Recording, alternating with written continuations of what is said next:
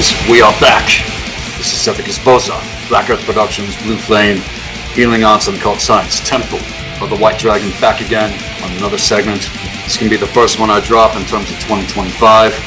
And as far as updates, the moves that we have made across the country 2 times. This is something that I've been waiting a very, very long time to get into so that it is known otherwise, especially those that have taken initiation into this mystery school, Temple of the White Dragon. So when it comes to the riddles of life, the structure and infrastructure of the warnings that have been set forth, things in context to triangulation dialectics, and all stages set forth to them when it comes to false beliefs and the nature of the conditioned world. This is going to get into more of how the vampires actually operate and the fangs therein. This is also going to touch upon things in context of Ulfidnor and why the power of the Hamramim is necessary when it comes to psychic and physical hyperdimensional warfare and things in terms of timelines, past, present, and future, unto the ancient future. When it comes to Udenma, when it comes to Kultara, getting into battle magic and the power of Tyr's silence, the wisdom and the power of the wolf. This is coming direct in terms of transmission and things that have been deciphered that are going to be revealed. So we experience Victoria when it comes to the original timeline trajectory. Things in context to what I've termed to be Loki's chariot, as well as Solomon's temple, are going to be deciphered, the structure and infrastructure, and certain hieroglyphs that go back to ancient Kemet that served as a warning revealed in this segment. So as to jump into things right away, the real question to get everything started here is what the fuck is Gleipnir? Now, in terms of the ancient Nordic tradition, Gleipnir is the thread and bind that holds the parasitized Fenris wolf via Vanagundur, who's known in the common tongue as Fenrir. So as to its name, Gleipnir, it literally means the entangled threads of the trickster, which has also been translated and is known as the wolf chain of absurdity. And as we know to the paradox of symbolism when it comes to the occult, the wolf as a symbol in all of its forms has many explanations and connotations that are to be explored and known in context and need to be kept in context, especially in terms of what I'm going to be getting into with this specific segment. Now, first, before I really start diving into things here, the wolf in terms of the mysteries of Albion, let alone Carpathia in context to the dragon wolf, has forever been the true guide to the path of self-mastery when it comes to the hero's quest. It is the symbol of our ancestors, and that quest is what we are meant to be embarking upon as individuals, encouraging and empowering ourselves and one another, the wisdom and power of the dragon wolf here with this mystery school. We are coming to know more how things actually work in terms of reality, physically, mentally, emotionally, spiritually, mastering the temporal existence, let alone on a multidimensional level. And herein lays the paradox when it comes to the mythos in light of Fenrir. And as it is for Gleipnir, and the riddle expressed in the mythos to it, Gleipnir is to do with the third iron chain of the third Ragnarok, on account of the most recent major cataclysm here on Earth in terms of our universal world via Midgard. Twice before, to the first 2 Ragnaroks explained from our vantage point in context to Tara and Maldek, this is reflected, literally, to huge chains of threaded metal, these being the iron chains of Leding and Dromi. However, these were torn apart into shards.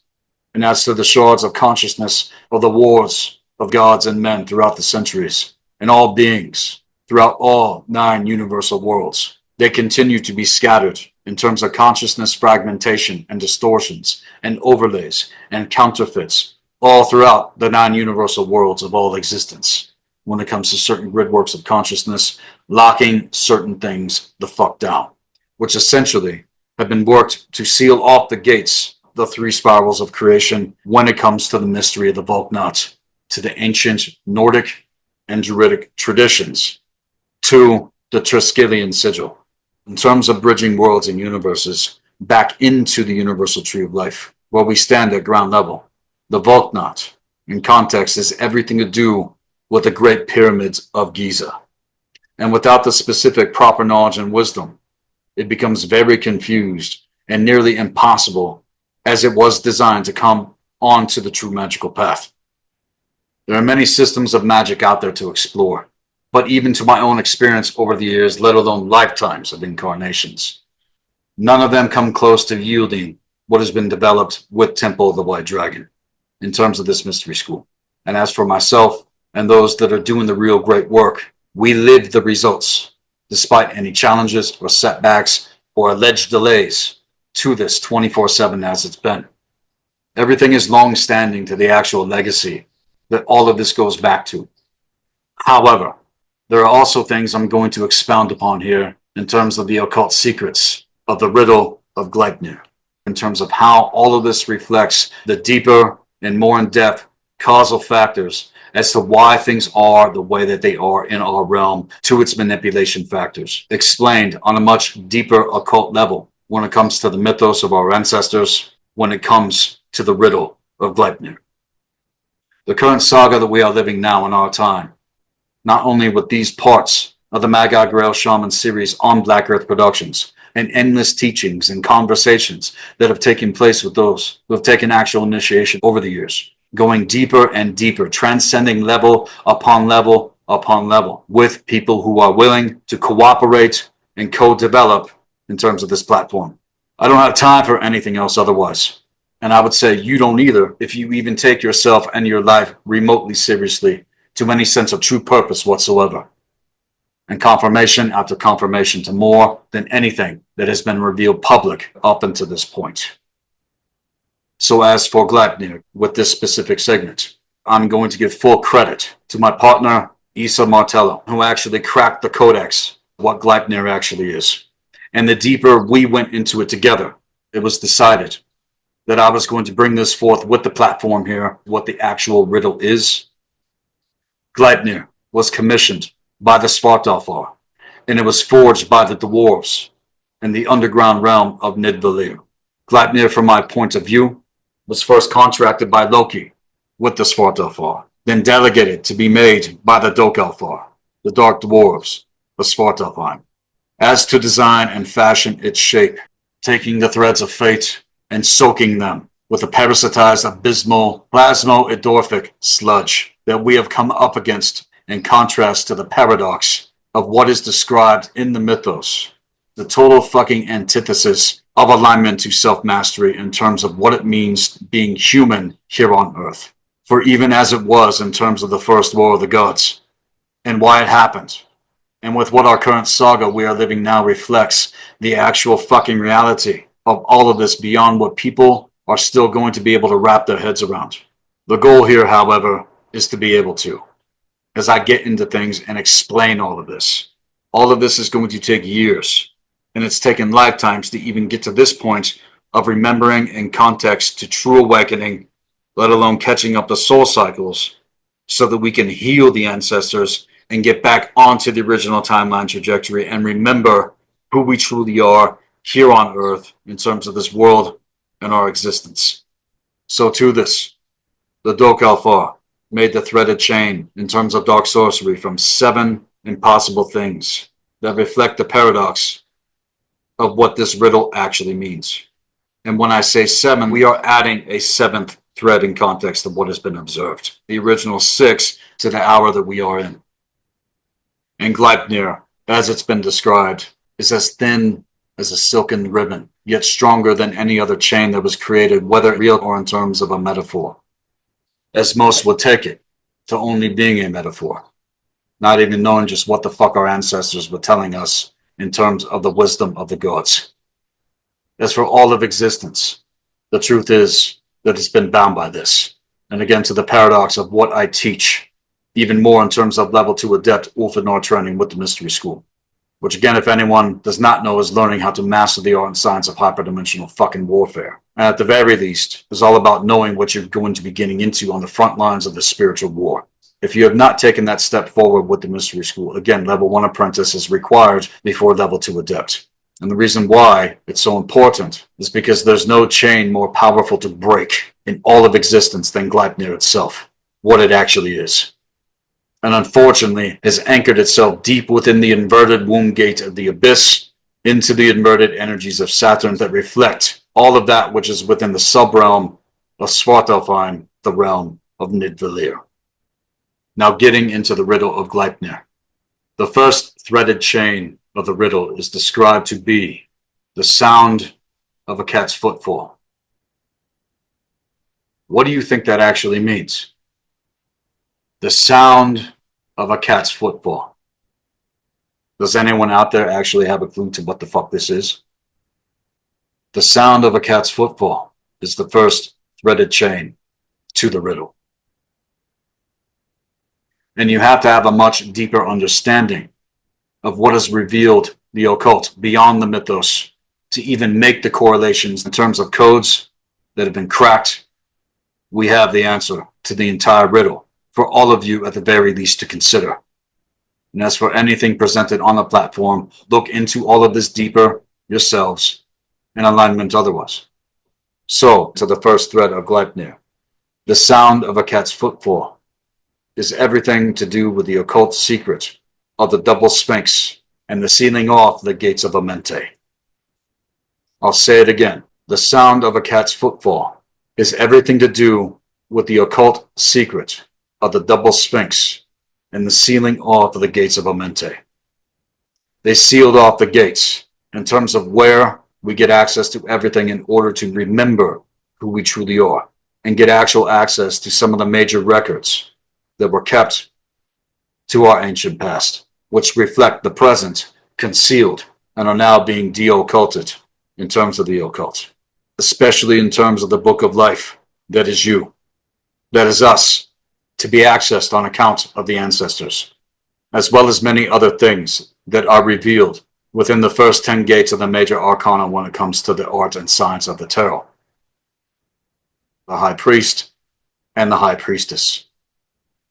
The secret of the double sphinx in context. The sphinxes used to be lions. And this in context to the Lyran codex when it comes to the original human templating. And there were two of them that existed standing at the gates of Amente before the most recent cataclysm that hit this realm and everything was buried asunder.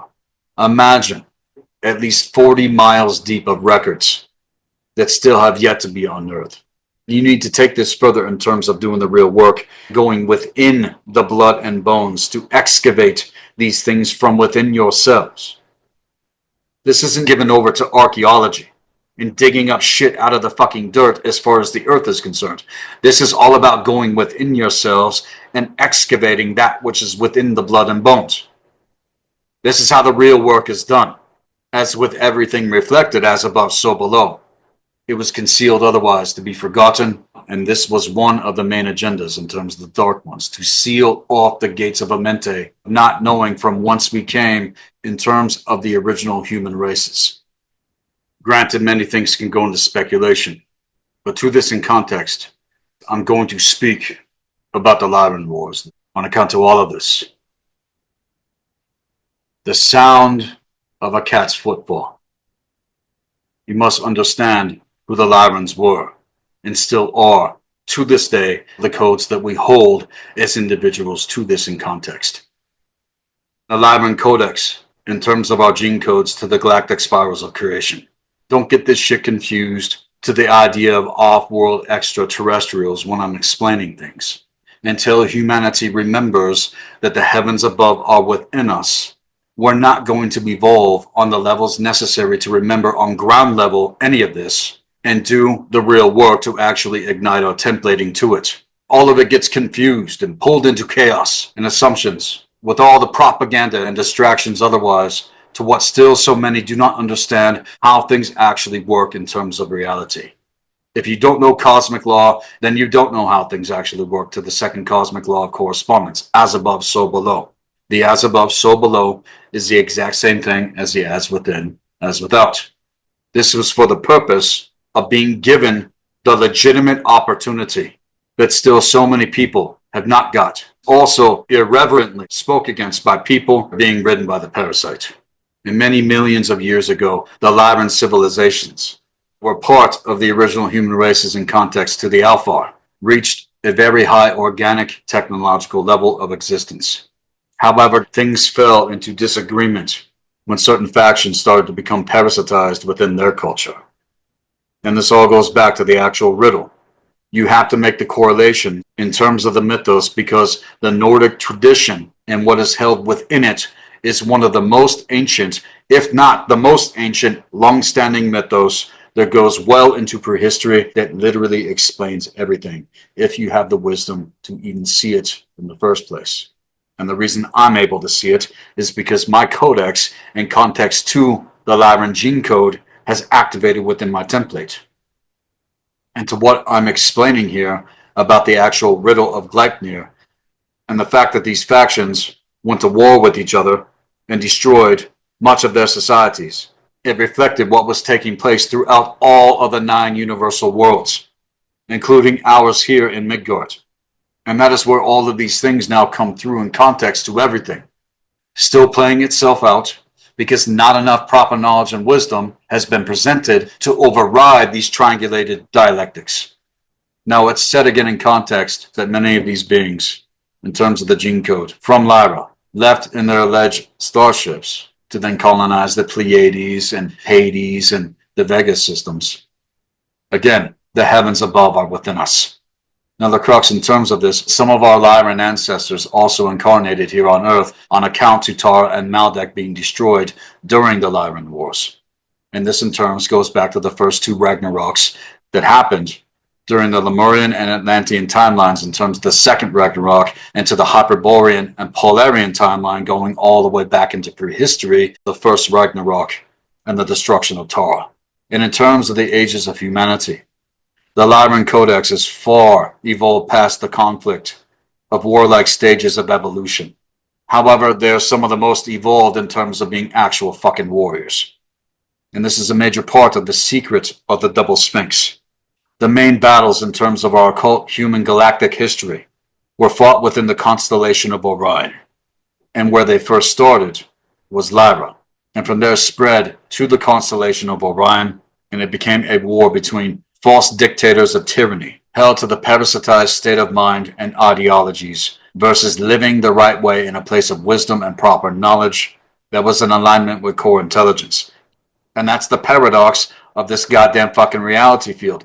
All of these poison seeds of war instituted gridworks of consciousness that have kept this entire fucking realm locked the fuck down in order to rule over the minds of humans and keep everything in conflict in order to feed the vampires. And you have to understand that everything I'm speaking about is to do with genetics. That is the name of the game on the cosmic trading market because of what certain gene codes are able to get access to. First, this is why they harvest and slaughter. Second, it's also why they corrupt the gene code in order to shut it down from activating so that you don't ever fucking get access to a mente. Now, going back to this in context to the gridworks of consciousness, to the galactic spirals of creation, again, you must keep in mind when I'm explaining things here and remember that all is within us to these things. It's not out there in outer space, millions and trillions of light miles away from us.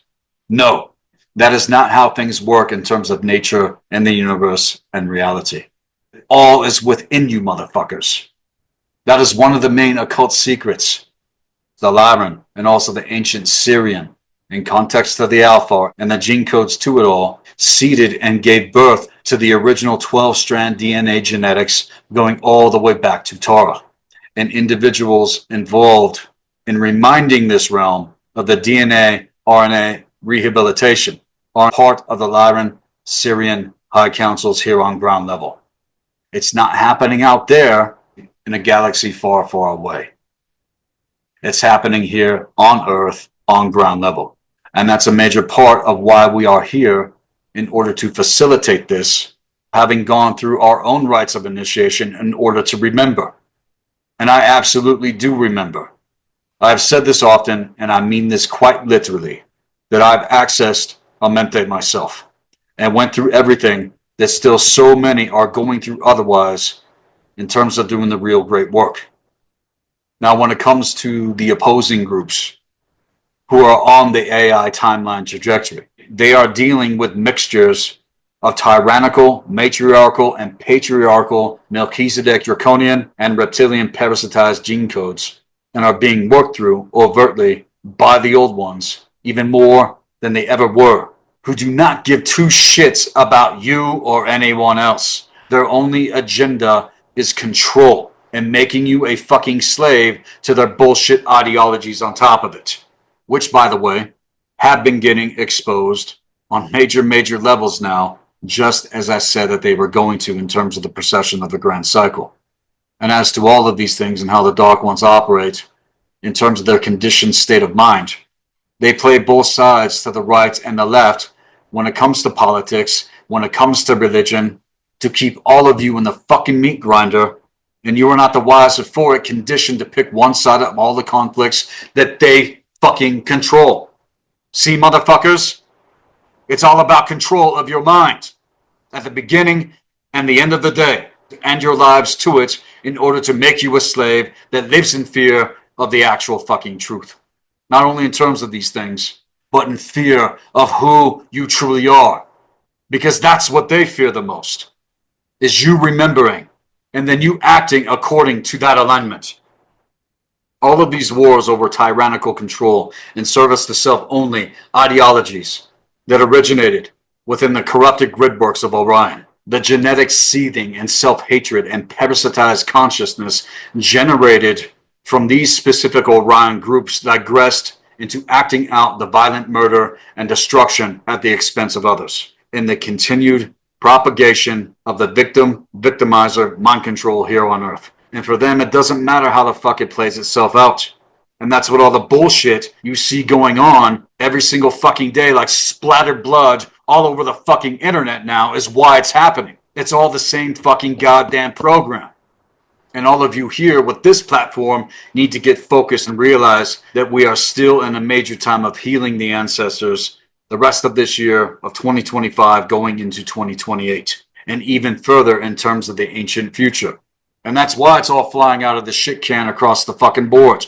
And if we don't navigate these times correctly, even as it's been, it's going to be a repeat of a repeat of a repeat of the same atavistic shit going back to when the cradle of Lyra was essentially destroyed, sealing off the gates to the gene code codex access points into the 12th universal stargate, tearing it away from its organic position from within the template, the lyran DNA codex, which is what the sound of the cat's footfall is when it comes to the riddle of Gleipnir. The sound of a cat's footfall, motherfuckers. Everything has been back up for review with us at present. I know what the fuck I'm talking about, as it's been confirmed, and I myself have transcended it, dealing with the extreme contrast of what I observe with those who do not know these things, let alone could give a fuck, having been circumvented by all of the mind control distractions day in and day out, psyop after fucking psyop. And I'm still holding a lot of fucking patience otherwise. A lot of fucking patience.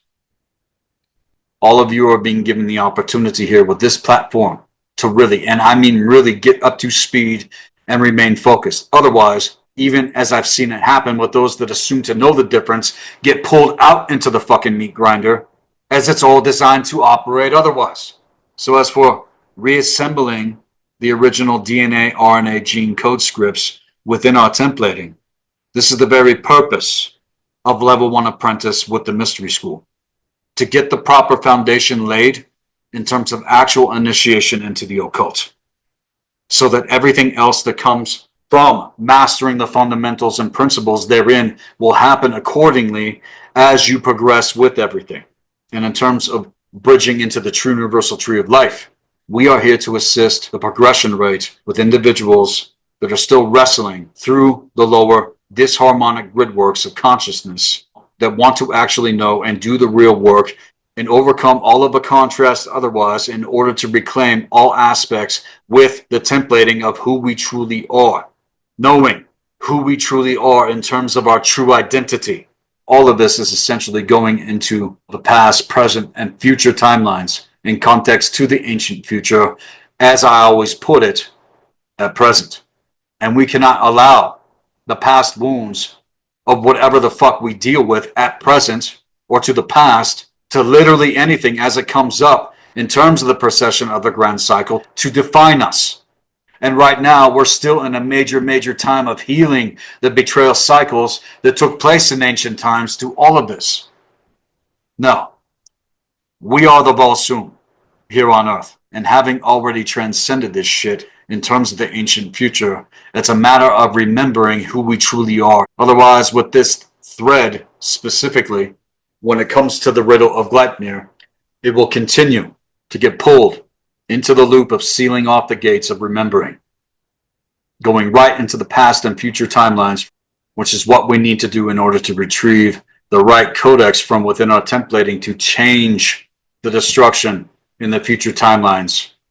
World War I and World War II are all reflected this, and all of the current conflict, as we see it unfolding now in our world, reflected this atavistic thread that has sealed off the gates of the Mente, that buried asunder the proper knowledge and wisdom of the double sphinx. And people, when they are compromised, don't present any kind of actual fucking solution to anything from a place of core intelligence. They just go on and on and on and on about the fucking problem getting pulled out. Do you not understand that wherever your attention goes, energy flows? They want you fucking distracted.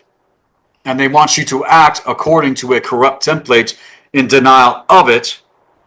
And these types of individuals seriously cannot fucking reason past any of it in terms of anything. It's toxic as fuck, and it all plays out otherwise in terms of cause and effect.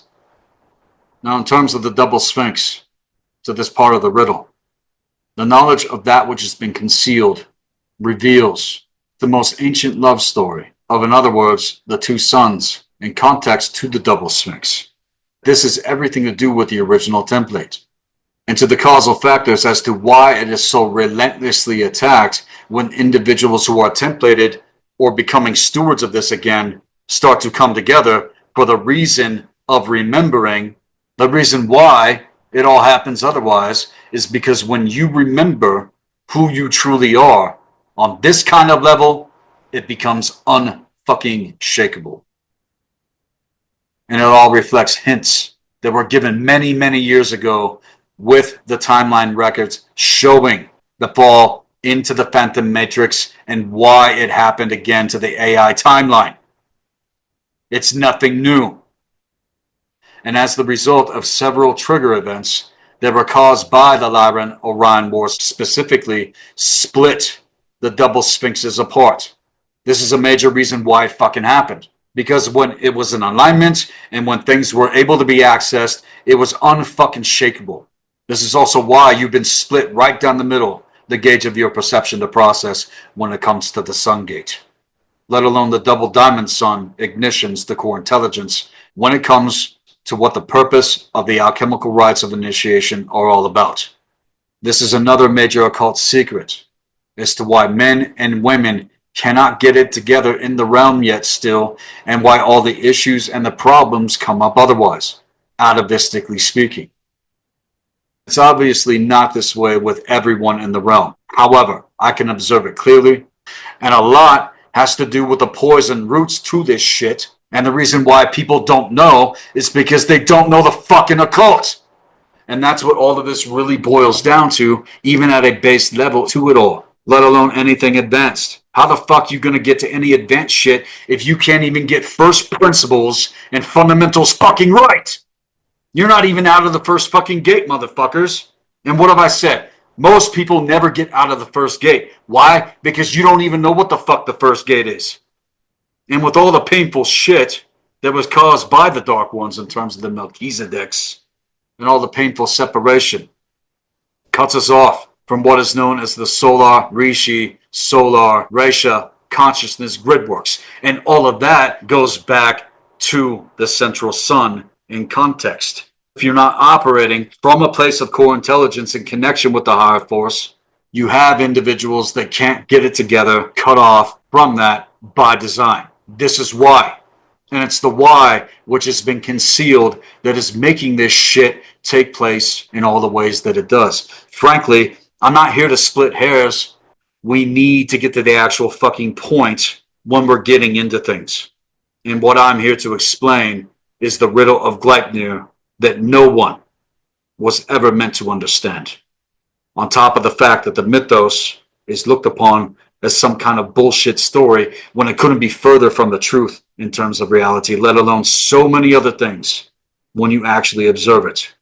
And when all this shit was set in motion, the incredible ascension love story that forms into humanity's true quote-unquote divine purpose for restoring this creation in terms of why we are here in the first place. Again, true ascension happens here on Earth. Why are all of you waiting around for it to be better on the other side to delusion when we are here and it keeps going to shit day in and day out? So you don't even want to take responsibility. This is what all of the supposed leaders of the realm do not fully understand, that they need to take a greater responsibility as we are in a position to lead with this mystery school. The fact is, they're caught within the threads of the chains of fucking Gleipnir as well, and they don't even fucking know. No one knows this shit. Not on this level. All you fucktarded fucking morons that think you know what the fuck is going on, you think you know, you still don't fucking know. There is no arrival point here. I've said this again and again and again. Without the proper foundation, it doesn't matter what you come into as far as assumed information or knowledge to fucking anything. You're not able to navigate it otherwise. And around and around and around you fucking go, this burning fucking merry-go-round that's going the fuck down, and you think you're fucking ascending, you're full of fucking shit. You're full of fucking shit. It's time for everyone to face the magic mirror gate. Moving through the rest of 2025, going into 2028. All of this is a major part of what was hidden behind the interdimensional invasion of the Old Ones, resurgence into the 9 universal worlds, and all of this other stuff in our universal world is the effect to that cause. And if you don't know the actual cause to something, you will forever live in the realm of effect to it. And that's where most of you live. You still live in the realm of effect. You're not the cause point to a goddamn fucking thing. And if we first do not come into sacred union with ourselves and the higher force, don't expect it on the levels with individuals out there unless they're doing the real work to it. Focus to that here in this realm, knowing the difference. The secret of the double sphinx is to the rod and staff of the Magi Grail Shaman and the 2 sons that were original counterparts in this creation of our universal world, and the final release from entrapment, which is occurring during this stage of the procession of the grand cycle. If it is remembered as the sacred universal rod and staff, that without which cannot wield the true high magic of the true universal tree of life until that fucking happens. And that's why it's still taking time for all of this to unfold with the mystery school and within the reality field in general. So when I start going into level 3 temple rites of initiation and start initiating people into the true system of high magic that we actually operate with in terms of the true universal tree of life, until people have done the real work to potentially access a mente from within themselves, this all goes back to the base foundation with level 1 apprentice full rites initiation into the mystery school and context to the circle of the magician. That's protocol teaching. Protocol 101. And without that, let alone being initiated at level 2 adept and facing this fucking war until it's overcome within yourselves, it would not matter otherwise if I started getting into all of that. All of this is a massive progression. And you need to understand that this is extremely sacred knowledge and is protected and is only going to be revealed to those who pass the tests and demonstrate high levels of competence and integrity otherwise. I went through years of being tested in terms of everything, even as I still am, to the levels that I'm going. There are 5 tiers total when it comes to this mystery school.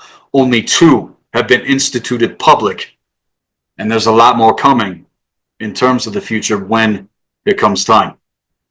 Right now, I need all of you to hear me in terms of this specific segment and the things that the rod and staff have deciphered on our end and decoded on our end, so that we have a much more clear picture of what is unfolding before us at this point. Everything is being tested. Opportunity upon opportunity to see and know and catch these things without getting distracted into bullshit that's taking you off the true path of what it means to master being human here on Earth. And a major part of that is remembering the original teaching and remembering our ancestors and remembering the original human templating that all goes back to the secret of the double sphinx. So that we can break the wolf chains of absurdity and pull things back into alignment to what the power of the Hamramir reveals when it comes to being Ulfadnar in the realm. This is the pathwork of wolves and dragons, not slaves who allow themselves to be locked down, not listening to the cry of Balder in terms of the two sons between men and women in our world. Sealed off the gates of Amente. And in terms of the true magical path, this is the first gate that must be mastered. Otherwise, as you will and so many others have and continue to get caught in all of the nets, traps, and snares, reflected Gleipnir, and never transcend its riddle, or know what the mythos of my ancestors has already revealed to this realm and taught the entire realm. These levels of actual insight when it comes to the true biospiritual regenesis. This is the original purpose of being here on Earth. And as to the riddle of the Norns on top of this, I will speak it here and make it quite clear on top of everything. Within the wheels wept its riddle, a thread, the soul upon its spindle. Weep is to be wept, a dark secret kept, ascertained through the golden sigil. And with what I just shared, the secret of the double sphinx, reflected the sealing off the gates of Amente, is a part of that dark secret. And that is the occult measure to it, revealed here with this segment, with the first part of deciphering and revealing to you what the first thread and chain of Gleipnir actually is. The sound of a cat's footfall. And so with everything, I'm going to pull this segment into a break. This is Sethikus Boza, Black Earth Productions, Blue Flame, Healing Arts and Occult Science, Temple of the White Dragon. I'll be right back with more of the Riddle of Gleipnir right after this.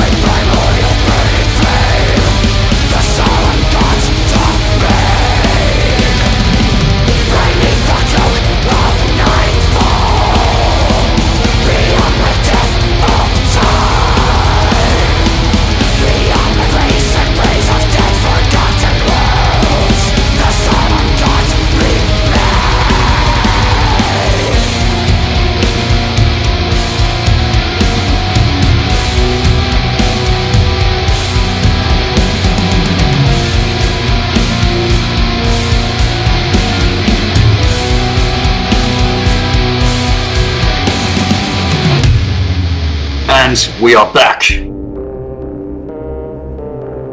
is Sethikus Boza, Black Earth Productions, Blue Flame, Healing Arts and Occult Science, Temple of the White Dragon. I'm going to now move into explaining what the second threaded chain of Gleipnir is. This next, to the second thread, is the beard of a woman. Look at all this shit that's been going on since 2020. The absolute bullshit of what the younger generations have been conditioned into across the world now. It is so blatantly obvious the dark spellcast that these motherfuckers are under, one of the greatest black magic spellcasts of all fucking time in terms of retardation. This has also been a major part to the Riddle of Gleipnir, and to all of the smokescreen bullshit otherwise told by current public faces of puppets on the stages set in terms of mind control psyops, includes unelected and assumed to be elected representatives in government, and especially in terms of the Rockefeller indoctrination system to public education. All of this is seemingly being confronted, but in that personal freedom and quote-unquote normalcy will not return to our daily lives until we submit to their alleged authority and willingly participate to mandates unleashed to vaccinate the entire population of the earth. Never in the course of history has this ever happened. And as to the Riddle of Gleipnir, it reflects everything to this meaning. And if you haven't seen it by now, holy fucking shit. I'm telling you, you cannot make any of this up. And it's all right there in your fucking faces each and every single fucking day in terms of what the mythos revealed. On top of how the true guide of core intelligence has become parasitized. Now again, going back into what happened in ancient times, the rise of the Sumerian Draconian Empire. This is where it all started, with the Caucasoid that were genetically modified, which led up to the wars of Carpathia with the vampires. Castrated, cucked out, parasitized humanoids that have been worked through in terms of the old ones. And when it comes to who we are, whose ancestors hailed the regions of Carpathia from the west going into the great north, this all goes back to Carpathia and Udinma in context. That is who the fuck we are. Not all of this other shit when it comes to the white races specifically, because we are nothing to do with the Caucasoid whatsoever. And I'm talking about Carpathian whites, as well as all of the Indo-European race lines. In fact, all of our ancestors were at war with these motherfuckers. Why? Because they were taken the fuck over in terms of genetic modification and became psychopathic fucking vampires. That's why. And it's the same goddamn fucking playbook now as it was then, which were also to do with the wars between ancient Kemet and the ancient Sumerian Draconian Empire. Genetic modification of the Adams and the Eves, according to their narrative, is where it all started in terms of the Anuna. And that's what you've all been led to believe was the creation of mankind, when it couldn't be further from the actual fucking truth. And as to where all of that happened, it happened in motherfucking Mesopotamia. That's where it all happened. See, no, you have to understand and know that the human races are literally millions of years going into prehistory that have existed. And if you're white, in terms of your legitimate race line, none of our ancestors were ever from these places. It doesn't take a fucking rocket scientist to figure that shit out. But to what you've been sold otherwise, co-signing this fucking narrative, you've all been fucking lied to and you bought it. You bought it hook, line, and sinker, which is why you're suffering, which is why you're fucked up in the head, which is why you don't know who the fuck you are on top of it. Your parents and their parents' parents and their parents' parents didn't fucking catch it. No, it's landed on our generation to inform the realm in terms of actual fucking wisdom. Standing at the seventh gate, beyond the triangulation points in terms of gridworks of consciousness. And when you label yourselves what they label you, that's where all the confusion comes in context to all of this. And when you see a motherfucker that seemingly looks like you on the surface, but is nothing like you whatsoever, that's what's even more insidious. And it's also why this happened, to make it even more concealed, as a cause point for fucking chaos. And on it goes in terms of confusion. And now faced with the same shit, that the ancestors were. I'll back up for review, and you have to catch this. It's like 120-mile-per-hour fastball to your fucking skull, and if you don't catch it, what do you think the consequence is going to be? As it already has been with so many other fucktarded morons out there. This violates common sense. This violates core intelligence. And all this shit being designed as chemical and social engineering programs for genetic modification of human DNA. These campaigns were engineered to interface with an assortment of other soft kill methods to implement a slow and seemingly invisible eugenics program that would eventually lead to cybernetic control and transhumanist goals and objectives. And all of this shit to the AI timeline is all a part of that. And also what we see when it comes to the concept of Adam Kadmon. They got this realm split right down the fucking middle even more than it's ever been. And all of this in context to gender dysphoria, which as far as I'm concerned, along with others, is a very severe mental disorder, and don't realize that they are being conditioned to utterly fucking destroy themselves. They want to turn you into a fucking chimera, a castrated cucktard that is willing to sever off and even seal off the parts we need, biologically speaking, to not just procreate, but continue the human races here on Earth. It violates everything in terms of cosmic law. It violates nature. It violates the universe. It defiles everything. And this has all been a part of the plan the whole fucking time in terms of the Dark Ones and the ones that did survive the Needlecraft. They've been primed for invasion. This has all been a part of it. And what we see unfolding in terms of just what the fuck the beard of a woman is. It's right there. And it's exactly part of the effect of all this shit. Imagine an entire generation conditioned to castrate itself. That's what's happening. And to our dismay otherwise, I've looked on in horror all of this insidious fucking bullshit to the idea that a man can become a woman and that a woman can become a man. This is total fucking insanity. And it should be treated as such. Not with tolerance to the destruction of the genome and that which perpetuates life, but with utter fucking disdain and mockery in terms of common sense. We cannot allow this. It will be a major part of what leads to the ultimate destruction of the human races all across the board. With this thread to the riddle of Gleipnir, the beard of a woman is revealed. Absurd, right? Exactly. The wolf chain of absurdity. The chains were thrown off Fenrir before what hit in 2020 to be unleashed upon the human races, on top of taking you idiots over that don't even know the difference to anything I'm saying here. Which you should. And in terms of the genetic modification of human beings carried out by all of these mind control methods, uses the umbrella of the current medical industry as its main delivery system in order to make humans more genetically hospitable for the reptilians and draconians, along with the crystalline Syrian bees, specifically in order to colonize the physical body politic. And if you don't think that your physical body matters, and that it's some kind of flesh prison, or that it's dirty and full of sin, and all of this other bullshit, then you're not going to see the actual instrument that you have here on Earth as it truly is, and was designed to activate the templating on a multidimensional level in order to ascend the realm and master what it means to be human in alignment to the original timeline trajectory past all this bullshit. Why do you think they also poison the food, the air, the water, to fuck you up all physically speaking? It's so that you don't activate your template. Why? These fucking pieces of shit don't want you to remember who you truly are, and that's why all this shit was unleashed. Because our people, specifically now at this point, Carpathian whites, let alone all the other race lines on Earth, are remembering the truth. And I know for a fact that I've been a major part of making that happen, being a template holder to it in terms of my people, and I'm among those lineages, one of the most ancient in the entire fucking Earth, as it stands. I am Sethikus Boza, Mr. Lamar, keeper of the sacred tree to the liquid gold of ancient Kemet, and remind as many as I can otherwise to get the fuck initiated into the mystery school so that you can get a hold of the proper knowledge and wisdom necessary to win this fucking war once and for all.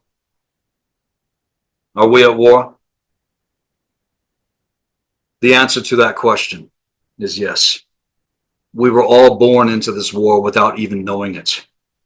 And one of the major goals for infiltrating the medical system was to first torture and inject us as babies coming into this world with fucking vaccines. And to continue this medical torture on the way the fuck out. Don't you see what all this shit is? It's all designed to capture our consciousness in physical pains and torment to a spiritual disconnection, which has all been set up for the demonic possession of human beings.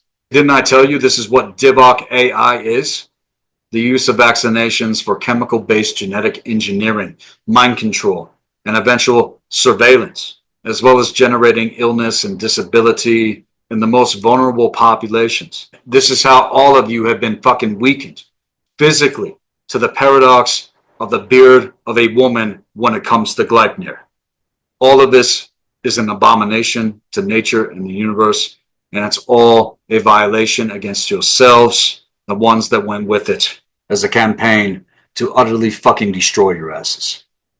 And that's why me and my kind, we speak out so vehemently against it. It's evil to the fucking core. And it will never be otherwise to anything, to any kind of plausible deniability and all the bullshit echo chambers clamoring for it. They are the ones who have been taken over and are being worked through. And anyone that is wise to any kind of true understanding will see it. And as a result of the hidden acquisition of this invisible energy technology, which few people at this time still can actually comprehend, the Dark Ones confidently declare their silent energy war against the global population.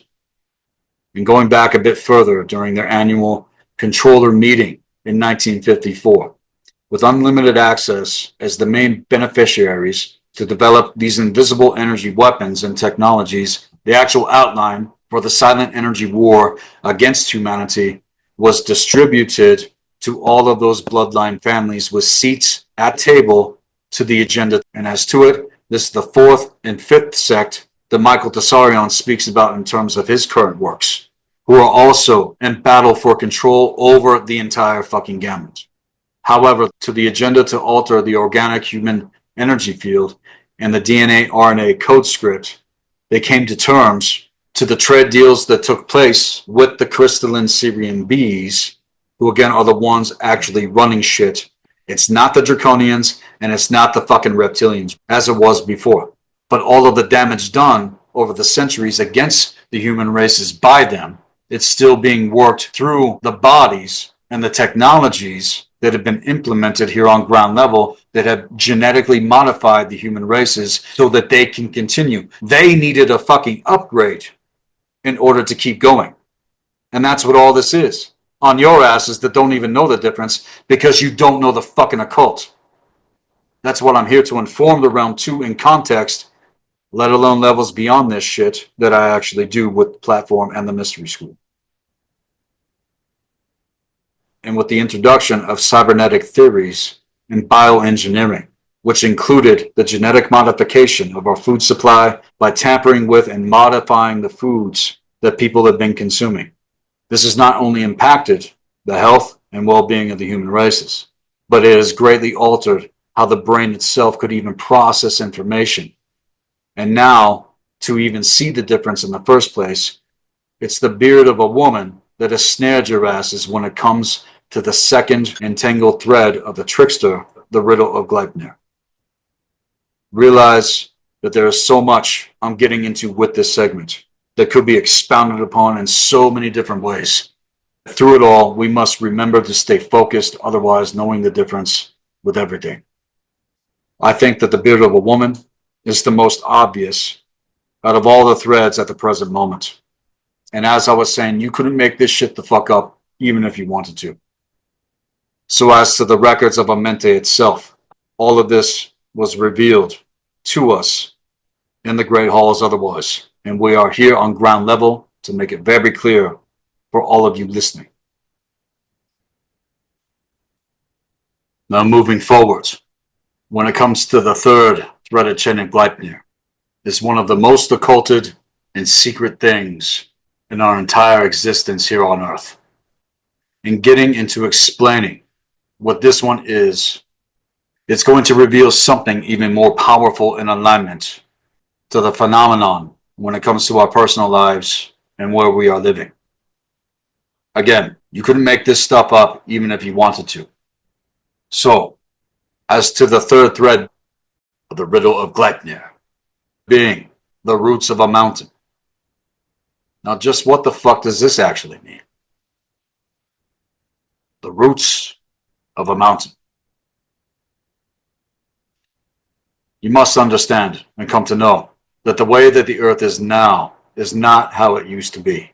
Not only in terms of its current axis at 23.4 degrees, which was pulled out of its original alignment in terms of the solar north, away from the constellation Draco,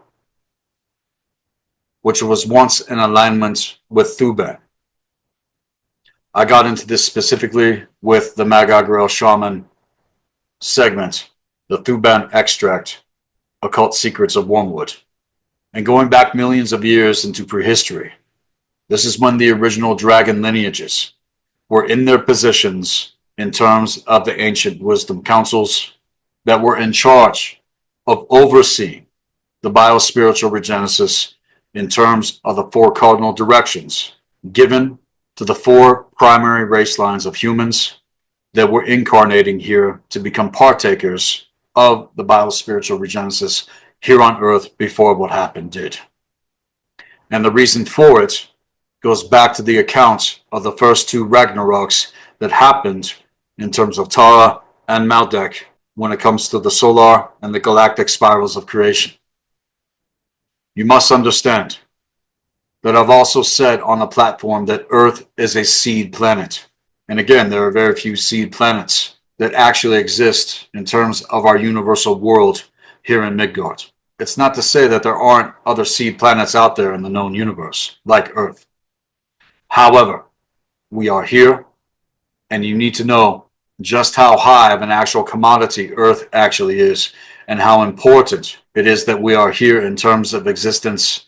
It's not to get all swept up in terms of this bullshit drama and horrible shit that is taking place here. It's to understand why, and also why it's so important for us to keep rising and remembering the hour that we are in, and continue to stand our ground and inform the realm as things continue to be revealed for those to whom it's meant. The fact that we live on a seed planet reflects the seeds of life that we are among in terms of the animals, in terms of the flora and the fauna, and in terms of our templating being human, and our connection to nature and the universe, and how things actually work when it comes to the second cosmic law of correspondence. And if the world actually knew the true occult history of what we have been cut off from, let alone why, everyone would cease with this bullshit that has reflected the misalignment of core intelligence and higher sensory consciousness perception abilities laying dormant within the human heart to actually ignite and do the real work first to remember these things, let alone do the real work to ignite the templating, getting back to our true roots. So to the roots of a mountain, for those that have taken initiation into the mystery school, all of you understand the great importance of the symbol of the tree and what it actually represents in context to actual initiation into the occult. Cut a man or a woman off from their roots, and you will have a slave. This in context rings even more true in terms to the conditioned state of mind that most humans on the planet have been given over to, and in fact to a much greater consequence of what happened here on Earth, which all goes back to the core wounds of humanity. There are things in terms of this when it comes to our eternal spirit to soul code, blood code essence that reveal who we truly are as individuals and people all across the world. And as I've stated, with those that have taken initiation into the mystery school, the occult secrets of the roots of the true universal tree of life reflect our very biology on a multidimensional level. This, given the gauge of our perception, also reflects the moon gate that is holding the Earth on its current axis at a 23.4 degrees in terms of tidal gravity. All of this again reflected this part of the riddle of Gleipnir. This is something that when you actually see it for yourselves, will become blatantly obvious otherwise to observe. This has been a very controversial topic. It's gone into debates and arguments, even myself with alleged geologists. They claim that what we know otherwise isn't true. Yet more and more evidence, with everything being unearthed as it has been, confirmed exactly as I said it would continue to happen. And to where we are living now, it couldn't be further from the truth. What all of this means to the actual mission of incarnation on our end with the Mystery School. All of this is still going to take time to fully comprehend. But with the compelling evidence I'm going to show you, this is all a part of us remembering what it means to get back to our true roots here on Earth so that we can catch up the soul cycles in terms of healing the ancestors when it comes to the core wound of humanity. Otherwise, whether you realize it or not, it will keep playing itself out again and again in your lives in terms of the misalignment that you don't even realize is a major part of the distortion fields here on Earth. However, there's still enough for us to work with here, and even if it never fully comes into alignment as it was in terms of the Earth itself, we still have the organic technology to make it happen on ground level when it comes to the birthrights of incarnation. So going into the riddle with the third threaded chain of Gleipnir, the roots of a mountain, proves that our world at one time was in fact a very, very ancient biosphere. And to all of the mountain ranges here on Earth, not all of them came from what most would assume and would claim is the shifting of plates, the tectonic plates. Although that is the case with many of them, that is not the case with all of them. And herein lays the mystery in terms of what the roots of a mountain actually are. And the answer to this part of the riddle is everything to do with the cutting down of the great trees of the ancient biosphere that once existed. And on top of that, the harvesting of gold in context to Gulveg and the gold greed of the dark gods. And when you understand the universal laws of metaphysics and the eternal axioms and how things actually work in terms of reality, you can see quite clear just how severed people's minds and beings actually are. But when it comes to this mystery school and the legacy that this represents, what is manifested now in alignment cannot be denied in context to this, and also in terms, again, to where we are living now and the major cosmic chess moves that have taken place, and also what is manifested as a result of it. And at this point in the segment, I'm proud to announce the launch of Borbakra Halcyon X, which is our storehouse of raw ore that holds within it all the phoenix elements via gold, silver, platinum, iridium, and rhodium. All of this to a major announcement with the platform. Again, my name Boza means keepers of the sacred tree. And all of this reflected the teaching with the mystery school. All of it will make much more sense when you take actual initiation with Temple of the White Dragon. On top of this, we are now offering our raw ore to the public so that you will be able to make the investments necessary in terms of mastering the temporal existence and to the state and the condition of the world when it comes to economy, assets, resources, and wealth on this level. It's now within our hands to offer. And there will be more to it as things progress with everything. That's going to manifest in a very, very, very powerful way. We have cosmic jurisdiction here on Earth when it comes to all of this, along with my colleagues in the inner circle and context to what all of this is. This is all exclusive with the mystery school on our end. This is why it's important to get the word out in terms of the mystery school and also get lined out yourselves with everything that's being offered here with this platform. All of this is very, very important to the occult teaching with this segment when it comes to the third threaded chain of Gleipnir and what the roots of a mountain actually are and the knowledge of the ancient trees of the biosphere going into things revealed in terms of the White Dragon prophecy to the hour that we are in now have been a part of bringing back to this world what was torn away at its roots and context.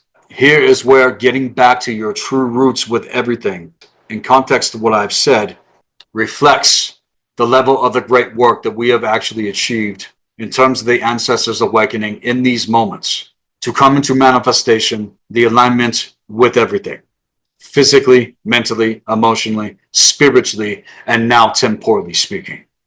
And there's a lot more that is coming in terms of this platform, in terms of everything. But this right here is one of the major ways actual nations and empires have been forged throughout the aeons, going all the way back to when Earth was in alignment and context to the ancient wisdom councils. That frame, that model was hijacked, inverted, twisted in terms of appropriation and set in place to lock down the reality field instead of it being originally what the fuck it was. And as I've said, I don't care how big or small it is, as long as people are living the true alignment and mastering what it means to be human here on Earth, and where we are in terms of our positions with ourselves and one another to cooperate and co-develop and be in a place of co-creation and accountability to that living by a code of true honor and virtue unto ourselves and one another. What better way to go here? Otherwise, you can continue on assuming that the track you've been down is going to fucking get you there when it hasn't fucking got you there. The track that we have been on, as far as what's manifesting, is actually fucking getting us there. And now going into the mystery of the roots of a mountain. I have to go back to the time of the most recent cataclysm when it comes to the Svartalfar and what they specifically did to fuck shit up in terms of the contracts that were made against humanity when it comes to the Watchers themselves. And when I say the Watchers, I quite literally mean the Svartalfar when it comes to the terms and semantics I use to explain things on this platform.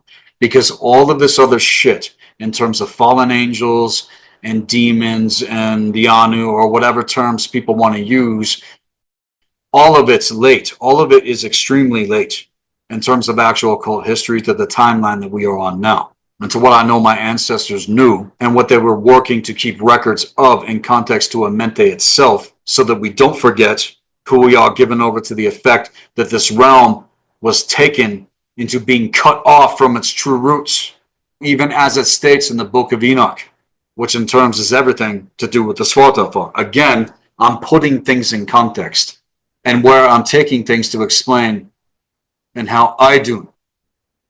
Or in other words, the ancient biosphere was destroyed on account of the most recent major cataclysm. This was one of the events that unfolded in context to that. Not only does it go back to things I explained in the very first Magi, Grail, Shaman segment, the Jedi codes of the Mangu, but every other segment, they're in this series specifically, and especially in terms of the Betrayal of Thoth segment. What I'm about to share here in terms of the Riddle of Gleipnir to this specifically has been accounted for, ironically, in the Book of Enoch. And don't take this as some kind of quote-unquote Christian reference, even though it's been appropriated into that belief system along with Gnosticism in order to keep things confused. No, all of this is much more ancient than people can even realize. Back up again for review at present. So it doesn't matter the fucking timeline. What matters are those that are living the alignment, knowing the difference. That's what matters. That's what matters more than anything. So getting into this as it states in the flooded arboretums, the garden traditions in the Slavonic version of the three Bruach and the Book of Giants. This gets into the acts of the Svartalfar, or in other words, the fallen angels, did on account of the most recent cataclysm and the destruction of the ancient biosphere. In the text, it depicts a celestial tour, which an alleged quote-unquote angelic guide leads a visionary through the first five heavens, revealing the wonders of the upper realm, in which the source of evil is traced throughout. And again, as I put it in Labyrinth of the Nine Veils Part 1, it is within the first five veils that they operate just beyond the remembering of the fifth gate access point and the central sun itself, and is the tether to the gridworks of consciousness of the higher force and the God realms when it comes to our actual ancestors and who we truly are, going back to the mystery of the roots of a mountain and to the three Bruach, this revealed a serpent of wisdom who stood on a stone mountain, which shared the story about the destruction of the heavenly garden in context to the ancient biosphere that once existed here on Earth. And the term Idun, which is far more ancient, was turned much, much later into the term Eden. Idun, Eden. Idun, Eden. You see that? So in context to Idun, before this happened, is when the ancient wisdom councils existed here on Earth, as they still exist within our blood and bones in terms of the ancestors and the activation of our templating to them. All of this I've seen myself and what has been revealed to what actually happened, not just in terms of me doing research and study, but being prompted to look into it further as it was revealed on its own in terms of the activation of my template. All of this goes back to the account again in context to how I'm explaining things in alignment with the mythos, where the Svartalfar are seen descending from the heavens to destroy the ancient giant trees of the ancient biosphere, and was a major part, a specific event during the most recent cataclysm that happened. You need to understand that the evidence that you are seeing here in this segment, as I'm explaining all of this, cannot be denied. Also, the fact that these ancient trees used to reach all the way up to at least 40 to 60 miles, 40 to 60 miles into the firmament that once existed, which contained our entire realm and was the wizard's garden in reference to the ancient biosphere. And all of this in context to Idun, when the trees of life were all intact in this realm. The trees of life were all intact, and according to the account, the Svartalfar were sanctioned to cut down all of the great trees.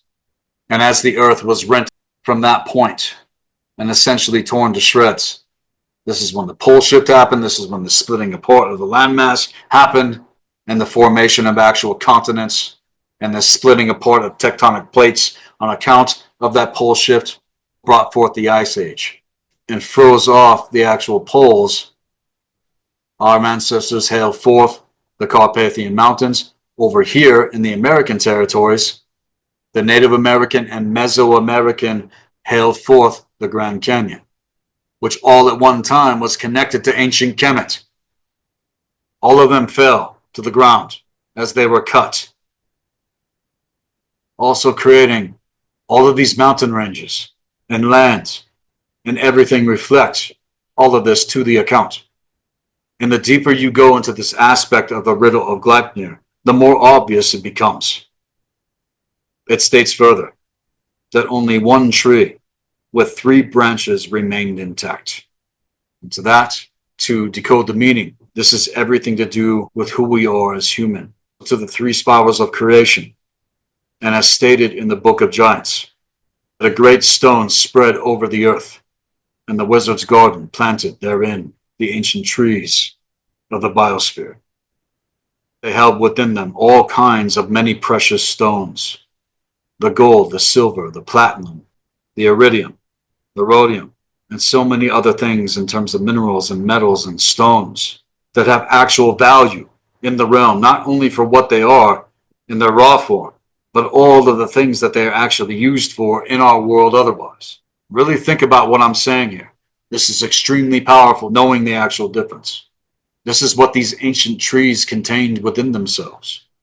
The ones that reached up 40 to 60 miles into the firmament, and that the Svartalfar descended from the firmament with giant axes in their hands, and were witnessed on account cutting down all of these giant trees that were, again, 40 to 60 miles fucking high. Now imagine this within your mind. What our world must have been like before all of this took place. I have total fucking recall when it comes to these things. And as a part of why I know I have wept 100,000 fucking lifetimes when it was coming up, as I'm going through rites of actual fucking initiation, integrating, not even knowing what the fuck was even going on with me or why I was weeping. But now I know. And now I can talk about it without it triggering anything the fuck up. And see, everything is so fucking far gone now. It matters more than what I can even put into words, because all of us here on Earth are still surrounded by these ancient trees. And remnants and the memory of all of this is so vital.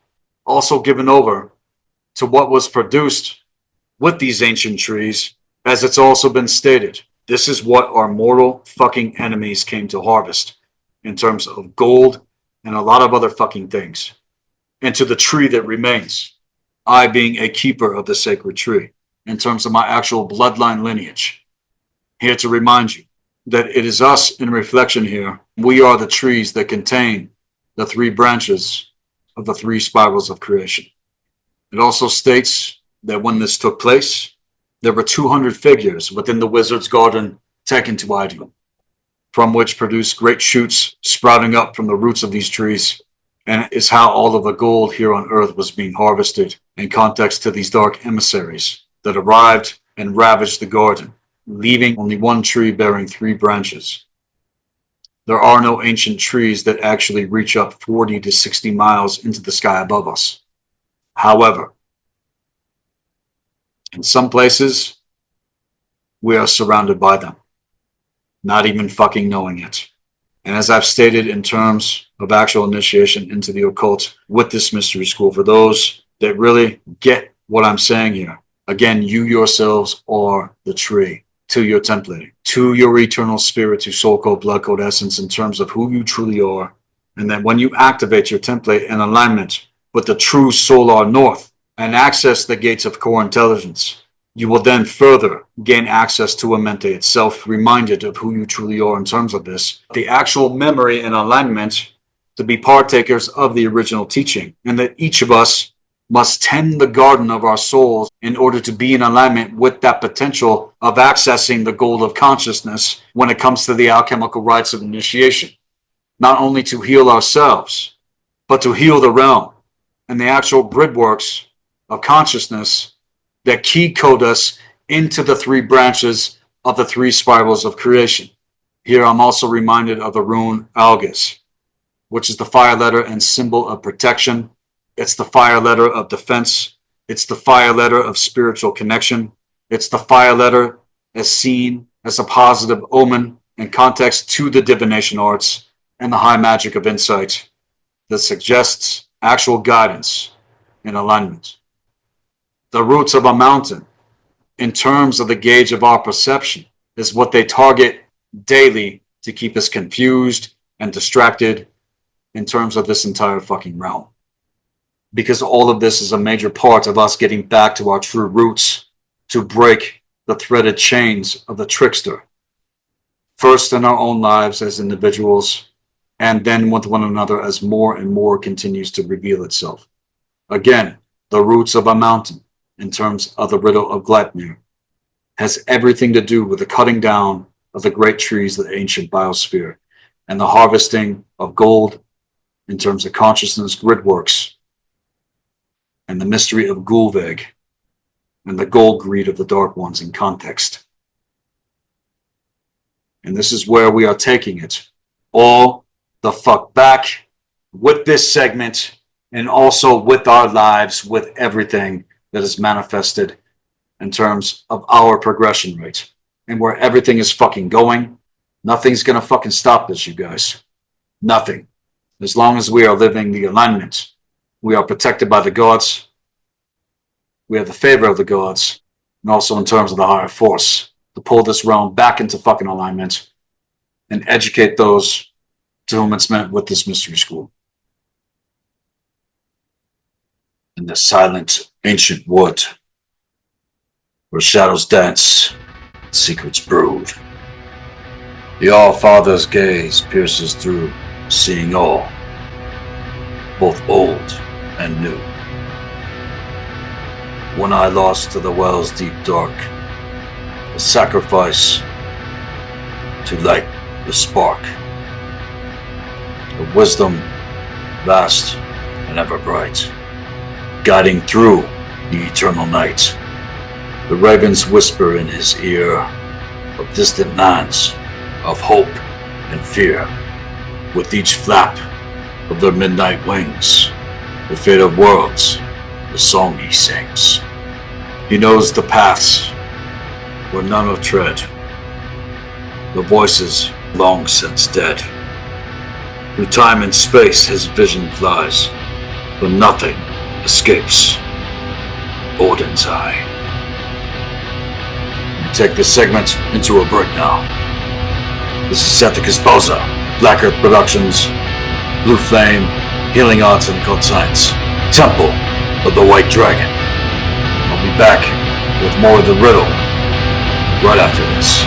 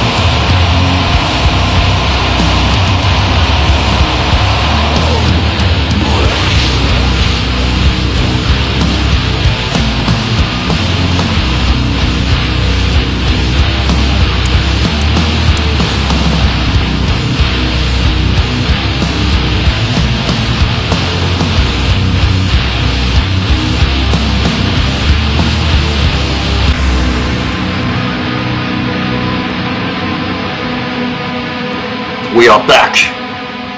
This is Sethikus Boza, Black Earth Productions, Blue Flame, Healing Arts and Occult Science, Temple of the White Dragon, back again. Now when it comes to the fourth threaded chain of the Riddle of Gleipnir, it states in the mythos that this has everything to do with the sinews of a bear. Things can go into speculation as they have over the centuries. So to all of the code cracking and deciphering and overcoming spiritual warfare and coming into clarity otherwise, working to keep these things at bay, this being a part of what has been locking down this reality field for as long as it has. I'm just going to say what this one is, straight out here. The sinews of a bear further reveal everything to do with the constellations of Thor's chariot, which are Ursa Major and Ursa Minor, revealed the tilted axis of the Earth that was pulled out of alignment from the solar north into Polaris in terms of Ursa Minor during and after the most recent major cataclysm. Mind you, again, there have been many cataclysms that have taken place, but all of this is connected to the third Ragnarok on account of not only the records that were kept by our ancestors, but what is also revealed in terms of Amente. So when it comes to the red blood of the red god and the crux of what the mythos explains about the battle between Thor and Jormungandr, this reflects what is depicted in the heavens to the misalignment to Polaris when it comes to the axis of the Earth. And when I did the Polaris extract segment with the Magi Grail Shaman series, I went very deep into things beyond measure in terms of this. But as to the sinews of a bear, to the riddle of Gleipnir, this reveals how the realm has been stretched thin in terms of consciousness being split and set in opposition with itself when it comes to triangulation manifesting in the realm in context to optical illusions. And also why, having been pulled out of alignment with the solar north and sealing off the gates of core intelligence otherwise, around and around the great wheel of the Ouroboros, the realm goes, with repeats of repeats that hit a wall as far as consciousness evolution is concerned. Frankly, it makes me sick to reflect on all the wars and the bloodshed and the retarded shit that is taking place, and all the shit that great men in the realm have done to keep evil at bay. It takes more consciousness effort and grit and serious cosmic fucking balls to actually make it happen. And there are many factors in between. I don't bypass anything. This is why we need to see things for what the fuck they truly are, and why we need to be strong with what has set itself in opposition to get all of us to be in opposition. What's even worse in terms to that is when you're in opposition with your own fucking soul, and that reflects the axis factor, how the Earth was pulled away from the solar north. And this is why we exonerate Thor, the protector of mankind that keeps the devouring power of Jormungandr at bay, into the expansion of higher consciousness capacity, physically, mentally, emotionally, spiritually, and temporally speaking. This goes back to the sigil on the Black Earth Productions website, right on the fucking front page, revealing this and what is necessary in order to pull the alignment when it comes to the 8 gates of the 9 universal worlds. However, in terms of the great wheel that this realm otherwise was thrown into, we need a ward surrounding us, as within as without, navigating the etheric ocean when it comes to psychosomatics and the manipulation of our etheric body, mentally and emotionally speaking. And to this, when it comes to a major secret with the moon and the sun, both orbits, when it comes to the elliptical plane, go within the sequence of a symbol of infinity, as you can see here, as I am showing you in this segment, which diametrically reflects the lockdown of the 124875 mathematical reversals that this entire fucking realm was thrown into on account reflected in the heavens to Polaris. This is why that phenomenon that you're seeing right now when it comes to the moon and the sun is the way that it is. sealing off the gates to their actual alignment otherwise. This is why. This is the causal factor. And how this particular phenomenon manifests the way that it does. Again, you couldn't make this shit the fuck up if you wanted to, and you can't overreach in terms of conjecture when it comes to any of this.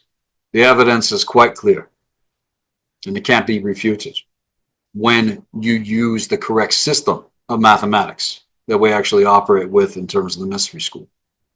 So when it comes to the sinews that need to be tightened and pulled back together, imagine again this realm being torn asunder and the sinews of a bear being ripped and torn to shreds, just barely hanging there in place. See this within yourself. I know it's a far, quote-unquote, stretch of the imagination, especially at this point. But imagine if everyone in the realm was doing their great work all across the board. Just imagine this for a second. The actual magnitude of what would manifest here on Earth. The Earth changes, and the things that we would see change in the heavens.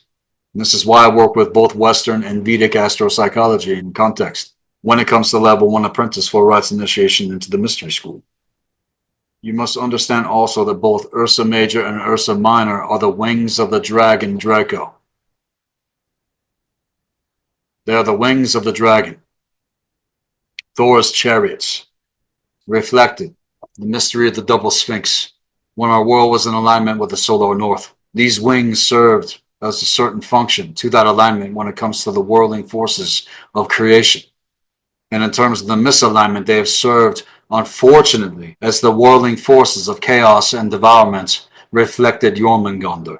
And our wings that have been clipped, in a sense of which manifests the contrast between Thor and Jormungandr within all of us on ground level. You have to understand that Jormungandr is one of Loki's children. It's the same with Fenrir. Getting into the riddle of Gleipnir, taking to what I said at the beginning about the entangled threads of the trickster. This is one of the major ones in terms of the riddle that reveals everything.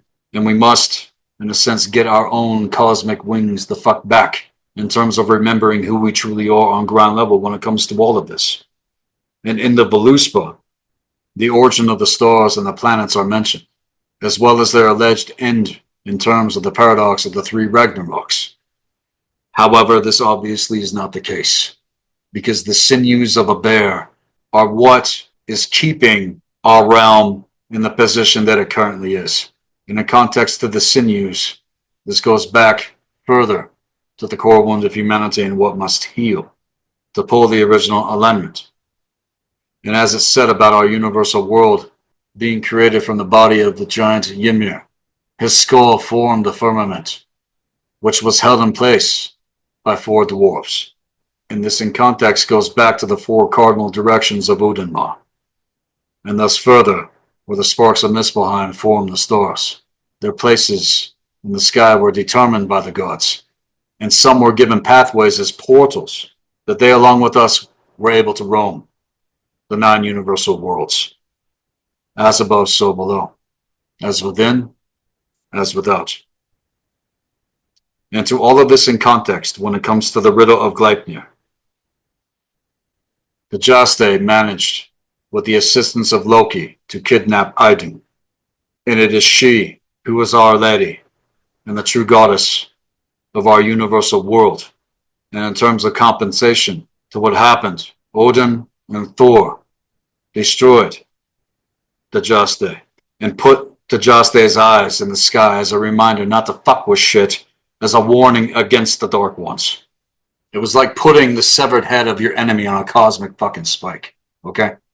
However, it's not known what exact stars they specifically are to this warning. And the other interesting thing about objects in the mythos, including the Bifrost, this road in terms of the mythos has been referred to as the road to hell. H-E-L. Not that Christian bullshit. This is the shimmering and trembling road to healing.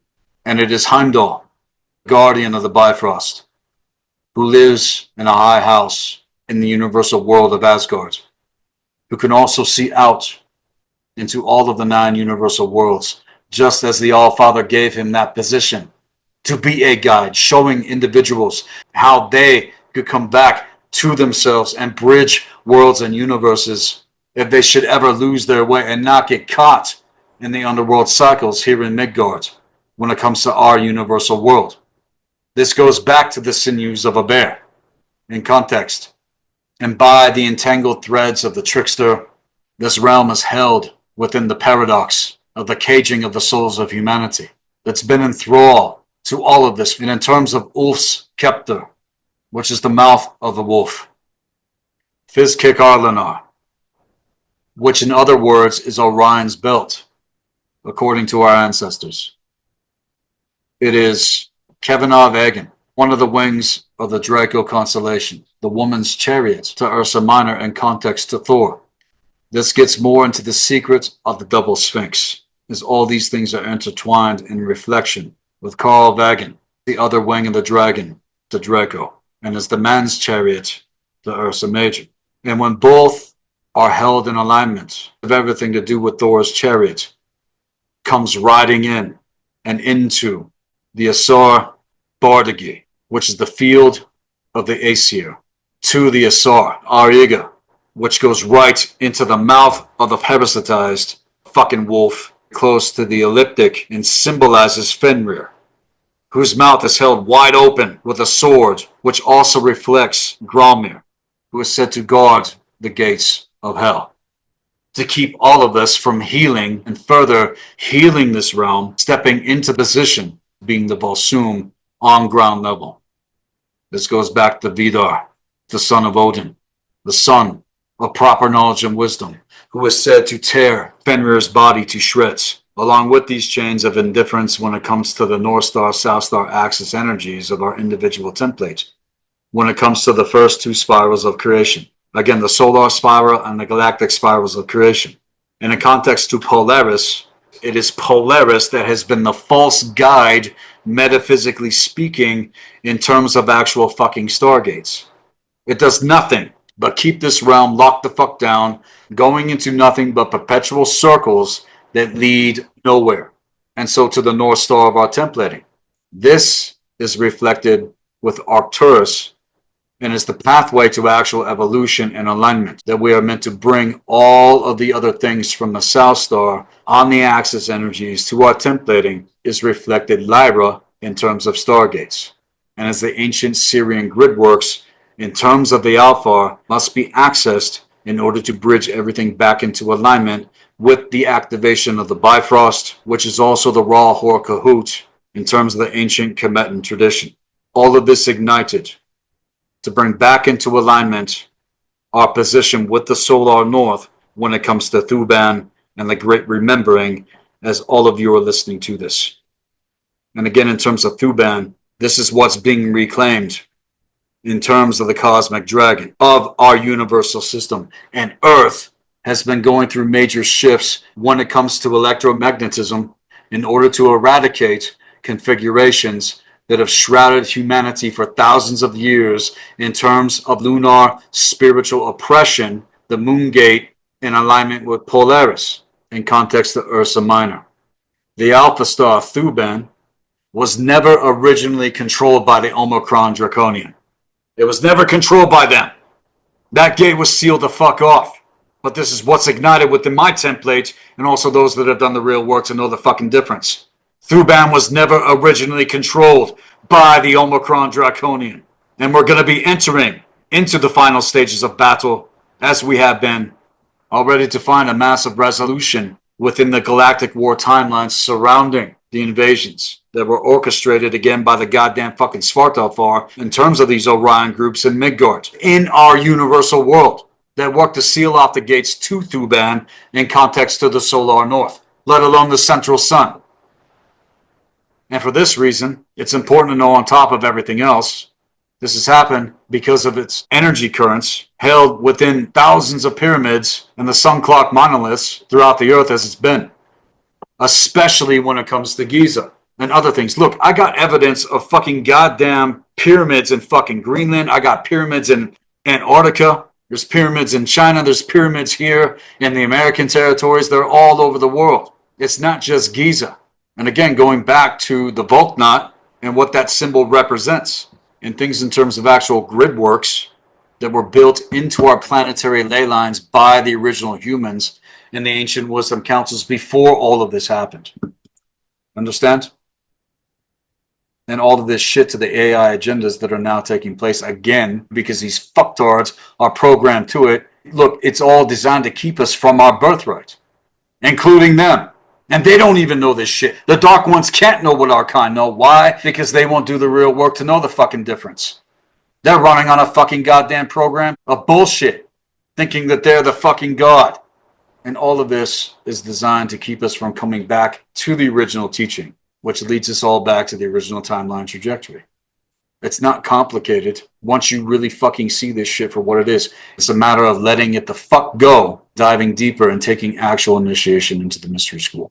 That's what's being offered. All of this has been used on a reversal and inversion by the cult of Aton and many other factions, as I've mentioned, the cult of Baal Lilith, the cult of Belial, along with the Thothian sect, who are still defected when it comes to the right wing and the left wing brotherhoods and all their suborders and all that shit. So many I can mention through Sumerian, Draconian, dark, Egyptian, black magic, which has been used to siphon massive amounts of collective loosh energy to build their phantom systems and AI time loops. And it's what the sinews of a bear are in context to the riddle of Gleipnir. All that shit that's interlaced and poisoned the fucking threads, that which gives you strength otherwise. What do you think sinews are? When you rip and tear apart the fucking sinews of a fucking muscle, it's fucking destroyed. You've most likely not been doing the real work, pulled in 20,000 different fucking directions, distracted by all this bullshit otherwise, that keeps you blind and ignorant to the actual fucking truth of reality, let alone our true occult histories when it comes to any of this, and what our ancestors were working to tell us in terms of the myth. It is now being decoded. It is now being deciphered. And again, I have to thank my partner, Isa Martello. She's the one that did it. I'm just going deeper with it. You need to understand that unless these entangled threads of the trickster are broken, everything will continue as it's been, and is when all of this is really, and I mean really, meant to start healing in terms of the procession of the grand cycle, and will be ongoing literally the rest of our lives here on Earth. And that's the high magic. That's the intention of even fucking being here. One of the major things, so that we don't continue to be caught within the whirling wheel of devourment and instead become the whirling force of creation and alignment that we are meant to be. And to correlate the actual mythos in terms of everything when it comes to Idun, Temple of the White Dragon is in the position to serve, as it's been, as planetary grid keepers of the Albion Light Body Codex, which contains the Idunic coding of Avalon, the Idunic coding of Albion, the Idunic coding of Udinma, and the Idunic coding of Kultara. And as head of this mystery school, this is to my personal templating, but also the ultimate goal for anyone that comes to take actual initiation, starting at level 1 apprentice, to discover what your templating reveals to the 4 dragons of Udinma, which all go back to the 4 primary race lines here on Earth. I don't care if you're black, white, red, or yellow. This is all meant for us. This is all meant in terms of the birthrights of mankind. I know who I am and what my position is with all of this. And so to that, along with many other things, when it comes to the original teaching that are held in genomic features represented as the gold and silver branches of the true universal tree of life, they are what contain the proper knowledge and wisdom, the golden apples of Idun. And this is what we were essentially torn away from when it comes to the sinews of a bear in context to Polaris.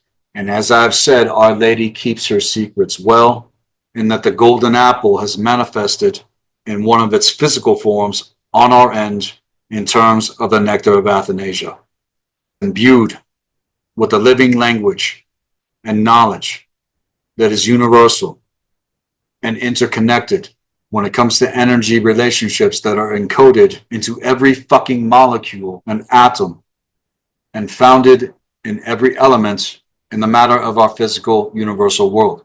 And it is the true universal tree of life that contains the sacred language of living knowledge held within the golden apples of Idun and are protected by those of us who are dragons in human form. And here with me, you are seeing and hearing one of those fucking dragons in terms of who the fuck I am.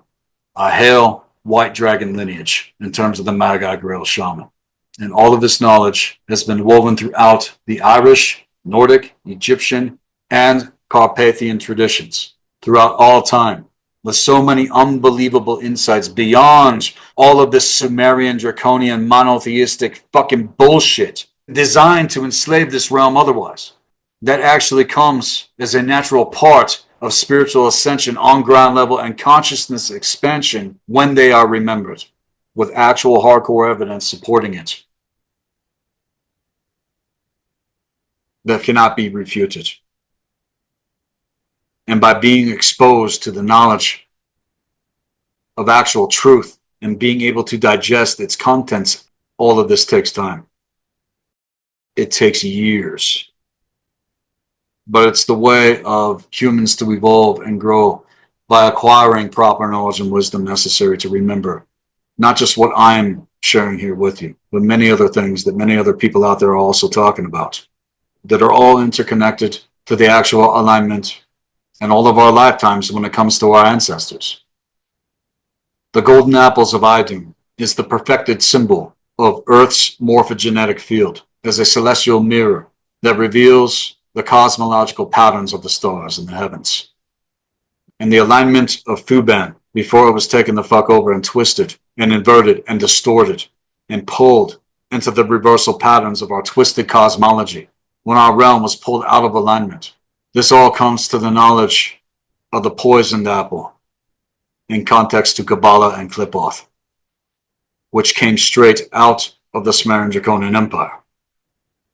We, however, here at Temple of the White Dragon, hail the true universal tree of life and the golden apple of our tree, made of solar consciousness, the living rays of the flesh of Ra, the sparkling golden sunlight through the integration progression of core intelligence, ignited the first eye of Ra, held within its living light streams. Here is where we meet face to face the great dragon wolf, which gives us permission to eat the golden apple of the solar light. Again, this is everything to do with what we have in terms of the nectar of Athanasia, and also the teaching, which will show you how to extract the gold of consciousness from within your templating as an individual when it comes to the alchemical rites of initiation. And it is here that we only begin to inherently understand what the true Grail quest is all about in terms of the solar and galactic spirals of creation, knowing how to bridge them all in terms of templating and gates, which further awakens the solar dragon logos consciousness that has been laying dormant within ourselves and also dormant within the earth, given over to the wolf chain of absurdity. And this all again to the sinews of a bear when it comes to the fourth threaded chain of the trickster, the Riddle of Gleipnir. And Thuban, in terms of the Draco constellation, is being reclaimed as it's already been in context to Temple of the White Dragon when it comes to our universal systems. And to the White Dragon prophecy that has been unfolding, we have manifested everything in alignment to its original position and have broken this thread of Gleipnir along with all the rest. And it's only a matter of time in terms of the ancient future before all of this gets out on the level so that more can be revealed. So moving forward now, we're going to get into the next threaded chain of Gleipnir. We come to now this part of the riddle in terms of the breath of a fish. Now, just what in the fuck do you think this could mean? The breath of a fish. Now, those who have taken initiation at level 2 adept Ulfanar training will have had all of this revealed to you in summary when it comes to the general overview.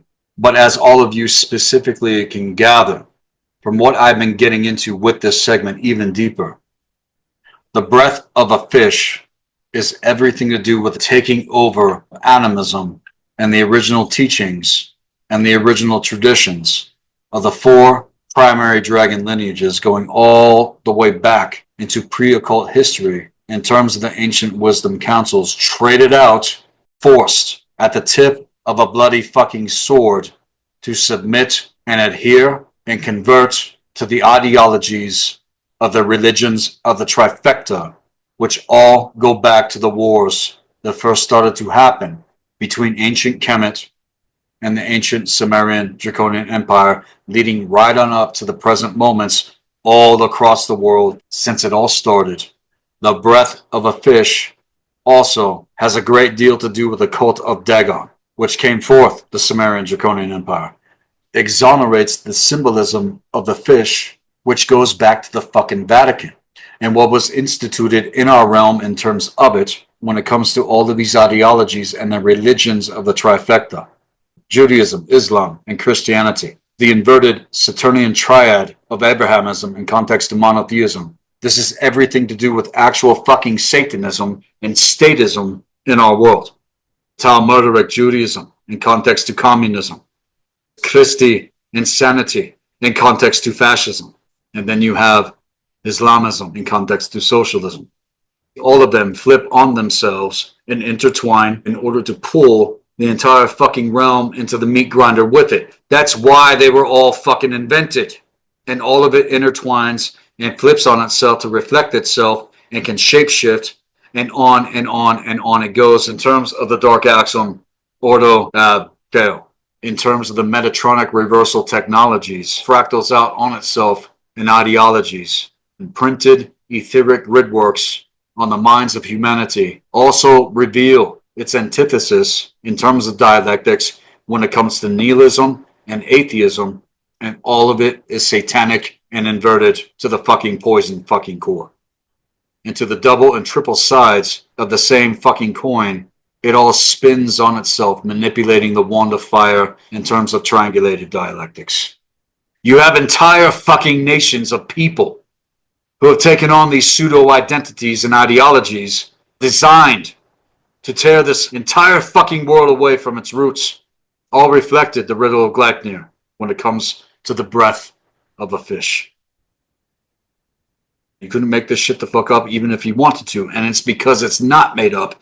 It was all very precisely crafted to drown this entire fucking realm within the breath of a fish, which is the breath of false teaching that came forth, the systems of religion and government given to everyone in the outer court of Solomon's fucking temple.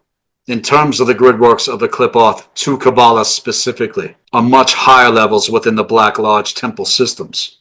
Those within the inner court of Solomon's temple are the ones in the highest positions of the lower tier of the first veil, as they are still implementing these things in our world with the same fucking model of enslavement to religion and politics to government and a lot of other things that are even beyond this particular threat.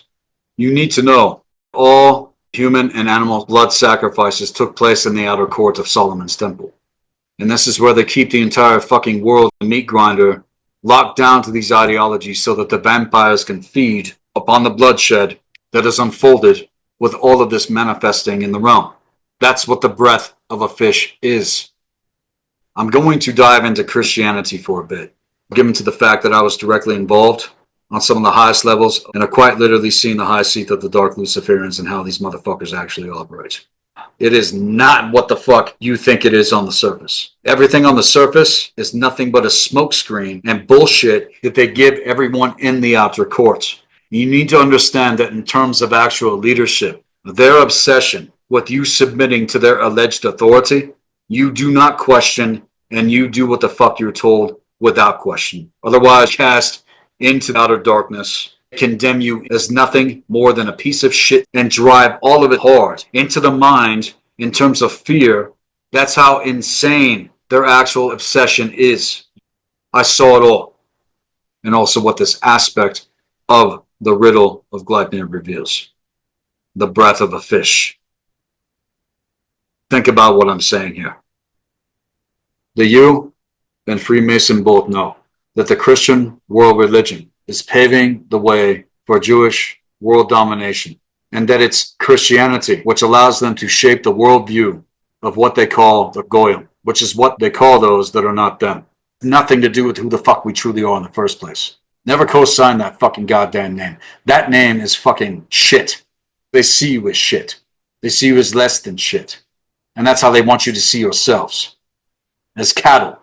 Realize how people come to accept these things. In terms of the false narrative, them being the chosen people of God.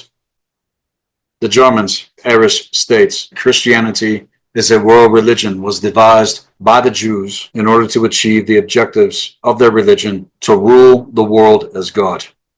And you have to know that Christianity has always been one of the major strong arms of the religions of the trifecta. Again, the breath of a fish.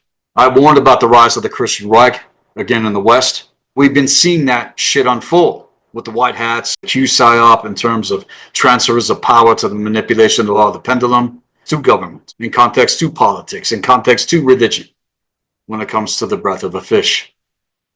And the world historical dark mission of Christianity was to fill the pagan world with the spirit of Judaism. And here next, with a quote by Arthur Schopenhauer, he says, quote, "This wretched religion of the Jews is the crudest and poorest of all religions and consists merely an absurd and revolting theism. It amounts to this, that the Lord," which means Baal, on a side note, "who has allegedly, quote-unquote, created the world, desires to be worshipped and adored. And above all, he's jealous and requires blood sacrifice and is essentially envious of all other gods." He states further, if acknowledgement is made otherwise, he becomes furious and his Jews have a bad time. All other religions and their gods are stigmatized in the Septuagint as abomination, but it is crude Judaism without any immorality that really merits this description.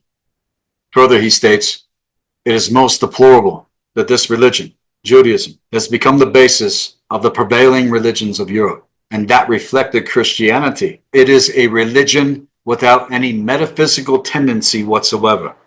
And when I observe that the present nations of Europe, even right now, I'll just bring this in right fucking now, to all of you over there in Europe hearing my voice right now, to a certain extent regard themselves as heirs to the chosen people of quote-unquote God, Arthur Schopenhauer says, I cannot conceal my regret, end quote.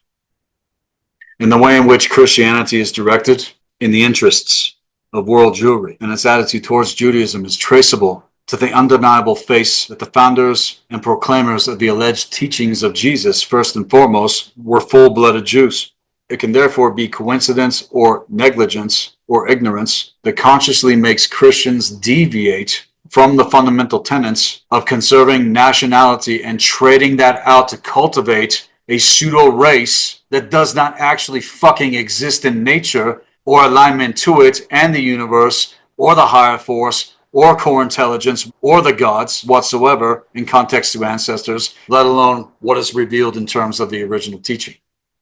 The reason for all of this was to defile the actual races of this world with idiots who were taken over and also genetically modified to weaken and destroy them so that Judaism, in terms of its ideologies, reflect all of the religions of the trifecta, which has become the identity of slaves within the outer court of Solomon's temple, given over to the idea that if they were to convert and throw away their true traditions that were intact millions of years,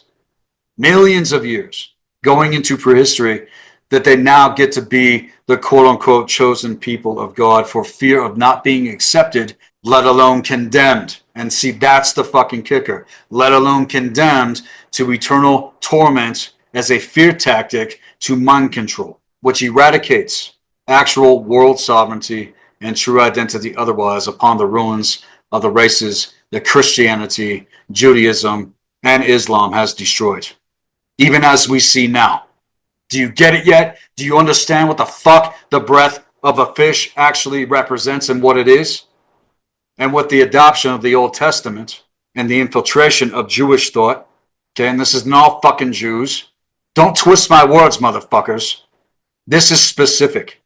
Because even they are waking the fuck up to this shit. Some of them. And all of it is a smokescreen otherwise. All of this is what's happening in the outer court. It's not even the main fucking issue. The main issue of what the fuck we're up against is the goddamn fucking vampires to pull us into the fucking meat grinder so we all tear each other to fucking shreds. For what?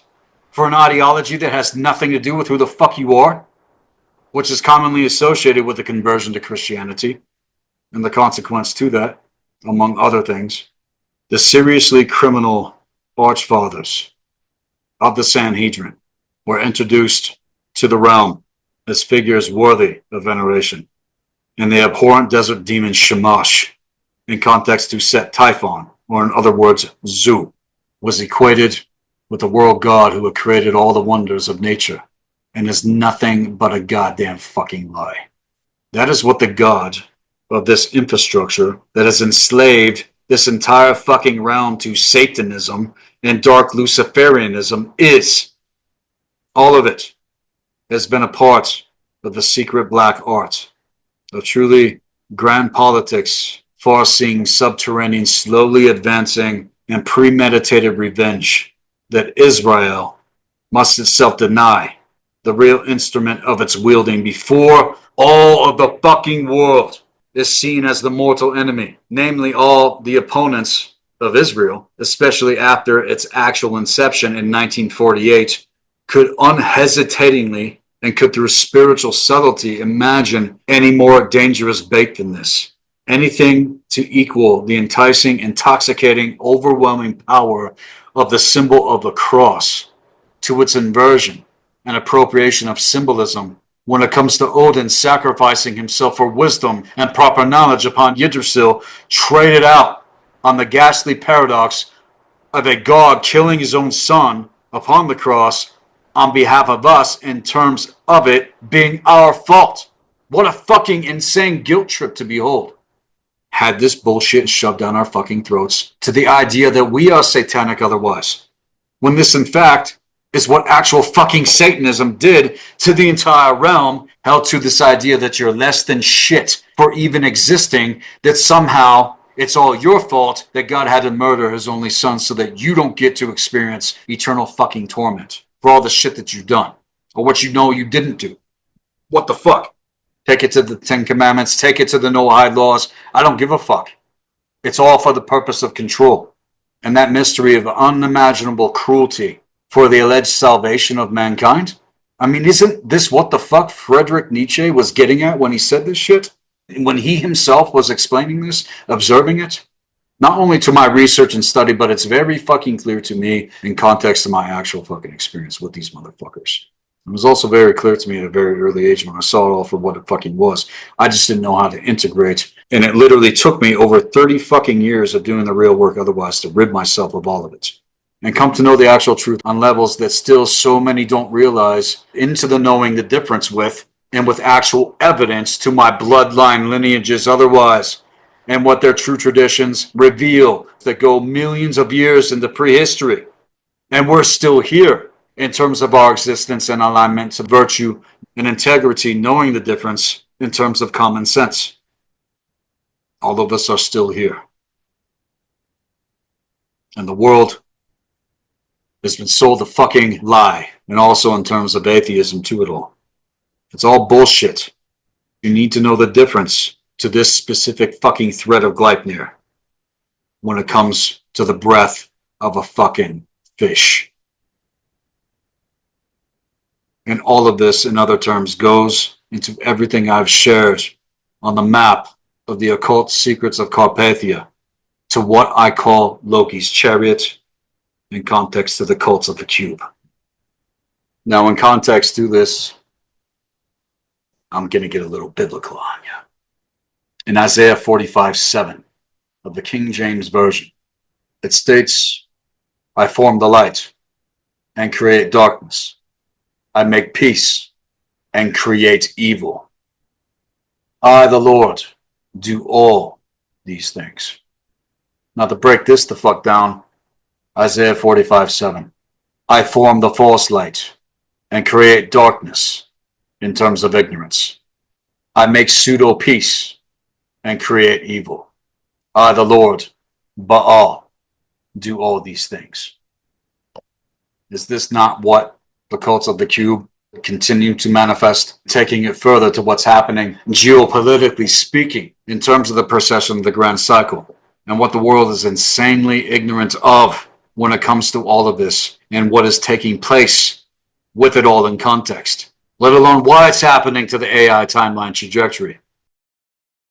The first map that you see here depicts the ancient Sumerian Draconian Empire after the Great Betrayal happened in ancient times, to its actual measure when ancient Kemet was essentially taken over by the cult of Aton during the beginning of the 19th dynasty through via Set Typhon. This was the measure of the ancient Sumerian Draconian Empire. And going back to when it first started to happen, through the infiltration of ancient Kemet by a specific tribe among the Scythians, specifically to the Hyksos tribes among them. And it's to note that it was not all Scythians. All of this was very specific as they started to institute their agendas during the 13th and 14th dynasties of ancient Kemet, which came forth the Sumerian Draconian Empire by infiltrating specifically the great office of Tahuti, which was the office of those who initiated individuals into the great mysteries. And the Thothian sect specifically is what started to emerge within the ranks of the high priests of Ra. And to make a very long story short here, during the end of the 18th dynasty, after Thutmose III was assassinated, the short reign of Akhenaten manifested from it and was the beginning of the 19th dynasty, after which it was Seti I that took over the entire fucking gambit. Some would say even killing Akhenaten and Nefertiti, and drove everything forward in the realm from that place in terms of Zion. This again is when magic became overtly corrupt in the realm, and the battles between the high priests of Ra opposing the Thothian sect specifically in context manifested. Now, before I continue, I'm going to pull this segment into another break. I have a lot more to break down in terms of the occult secrets of the Riddle of Gleipnir. This is Sethikus Boza, Black Earth Productions, Blue Flame, Healing Arts and Occult Science, Temple of the White Dragon.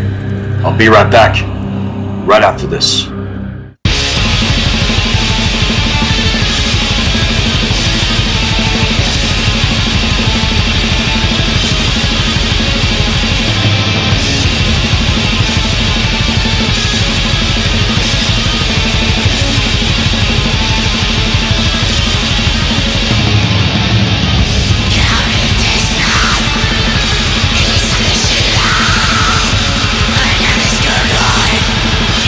He must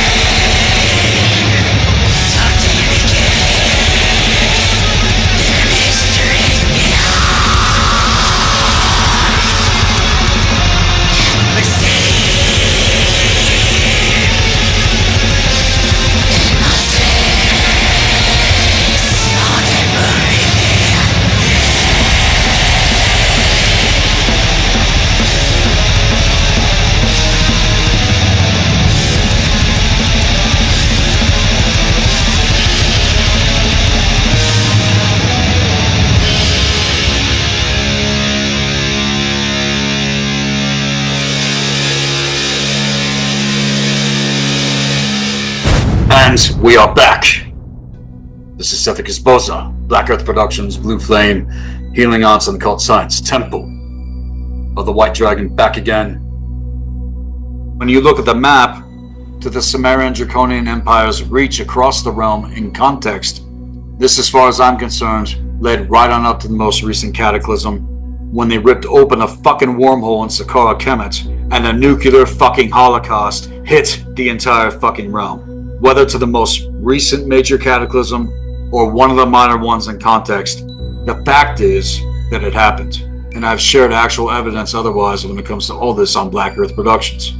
Presented by Brian Forrester, an archaeologist that went to Saqqara. And you can see all this shit fucking melted. There's no way that fucking granite is gonna fucking melt like that unless something nuclear hit it. And to what I'm sharing here next, this is no different than the map you see here in context to the ancient Sumerian Draconian Empire, the Greater Israel Project in our times now. All they're doing is working to catch up the Dark Soul cycle to where it was all before cataclysms themselves in terms of the AI timeline trajectory. And that's what all of this is, and what most people still do not understand about the agenda. It's the same fucking agenda to rule over the entire fucking realm from this place, the entire earth. And anyone, I mean fucking anyone, that is going with the idea that government is being reformed in terms of the current administration here in America now or anywhere else in the world is only a false lift. See the goddamn fucking plays that are being made. You have to understand, I'm 1,000 steps ahead of the current fucking paradox that everyone's still enthralled to. I don't say that to be fucking arrogant. I'm saying it because it's true. This is not my opinion. This is not my assumption. Hell, I don't even want things to fucking be like this, but so fucking what? They are. So the real question is, what are you going to fucking do about it? Go with the goddamn fucking programming like a bunch of goddamn lemmings falling off the cliff? Like I said, most people, they never get out of the first gate. You don't know the occult. You don't know the fucking occult. The hidden knowledge and secrets that were kept from you on purpose by your fucking owners. They're pushing Christian nationalism in terms of Zionism on top of it all. I fucking warned. I said, get ready. Knowing the game. And with all the immigration drama in Northern Europe, with the invasion of Islam on top of all of this being the factor that has manifested, it's all on fucking purpose. It's all on purpose to pull everyone in. And if people don't know how all of this works, all of these systems and ideologies designed to be in opposition with one another, all of them are some of the most imbecilic, retarded, dumbed down, programmed fucktards that you can imagine. And I don't care what any of them assume to know otherwise, that even claim to know the difference when it comes to getting back to our true roots and alignment. You're a fucking liar. You don't really mean it. And that's what matters more than anything else right now in terms of the ancient future. Because if this doesn't happen authentically, it's not going to be crossed over with you. You're lying to yourself and you're lying to everybody else in the fucking realm calling for this shit. The world will continue as it has. Nothing will change, and it will just increase otherwise to all this shit. To everything that I've been warning about the entire time on Black Earth Productions, and all of it to the AI timeline trajectory. In terms of El Borg taking over the realm, even more than it was, let alone what I've revealed beyond it all. Now going worldwide, how they manipulate the law of the pendulum, they're giving many what is actually right. And that's the fucking trick.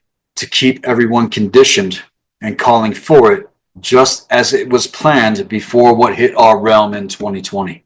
And in terms of what's unfolding now in 2025, everyone bought the fucking lie in terms of savior programming, and everything is still being driven forward on a false lift otherwise. Realize that they're going to give the people some of what they actually want and what is necessary, because again, the way that things were going, it was not even sustainable for them, and they had to flip it back. They had to. This again is how the checkerboard mutation operates, to keep the gauge of your perception and how people process things held within their grip on assumptions otherwise that things are going to be fucking reformed. And insofar of how it looks like on the fucking surface, you need to realize that we've been dealing with people and actual fucking entities that are riding their asses that have been doing this for a very, very, very, very long fucking time now. And they know exactly how to sway the masses through the mainstream media and also alternative media platforms that are all clearly a part of controlled opposition. And none of them are calling out the real shit in terms of any of this, and are working to keep everyone in thrall within the meat grinder to, again, what I call Loki's chariot when it comes to politics, with government and religion, in terms of the ideologies of the trifecta. It's all they fucking have. It's all they got. They don't know anything else beyond it. All designed to keep us from the actual truth of reality and how things actually work, let alone keep all of you who don't know the difference away from knowing who the fuck you actually are in context to the ancestors. The ancestors are trying to get your fucking attention, everyone. That's what all of this has been. But this is the fucking meat grinder pulling this entire fucking realm into, like clockwork, taxing the entire fucking planet, which in turn goes towards the building of this shit. This isn't about America first or liberating the West or any other bullshit propaganda that these types are being tricked into assuming is actually happening to their benefit by the white hats. All of them are being tricked by the false cold light and are being played by the same fucking factions and entities that assume to be God over this entire fucking realm. I've said it before, and I'll never stop saying it again and again. Government is slavery.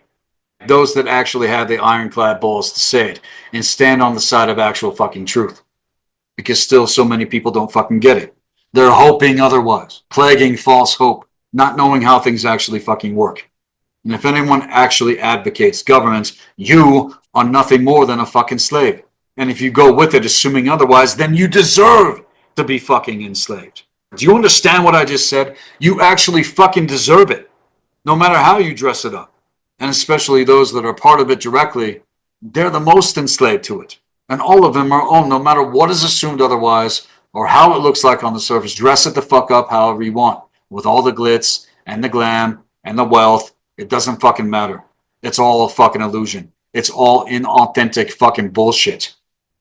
It's literally like putting perfume on a fucking pig, just like fucking Roddy Piper said in They Live. It's like putting perfume on a fucking pig. And none of them are actually in charge of jack shit as it's been. That's only what it seems like on the surface, because they're the ones that get to play in terms of those positions. And anyone who's ever taken office into any fucking branch of government since the very first fucking election of this nation, especially ever since JFK was taken the fuck out, all have been groomed for it and put there on purpose by the forces of domination and control in terms of controlled opposition. Now, early on, in terms of the occult history of America, the Jacobin society, in terms of the fucking Democrats, were fucking warned against. There was a period, a very, very short fucking period, where this nation was actually fucking sovereign in terms of being a republic.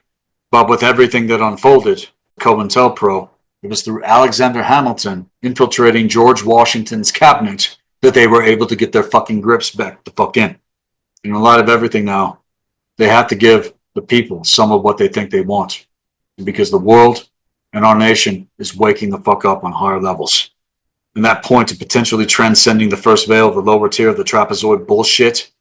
If you don't know our true occult American history, let alone the true occult history of this entire fucking realm we live called Earth, let alone what actually happened in World War II leading up to the present moment now, and why we are where we are with all of this shit is planned by the Dark Ones.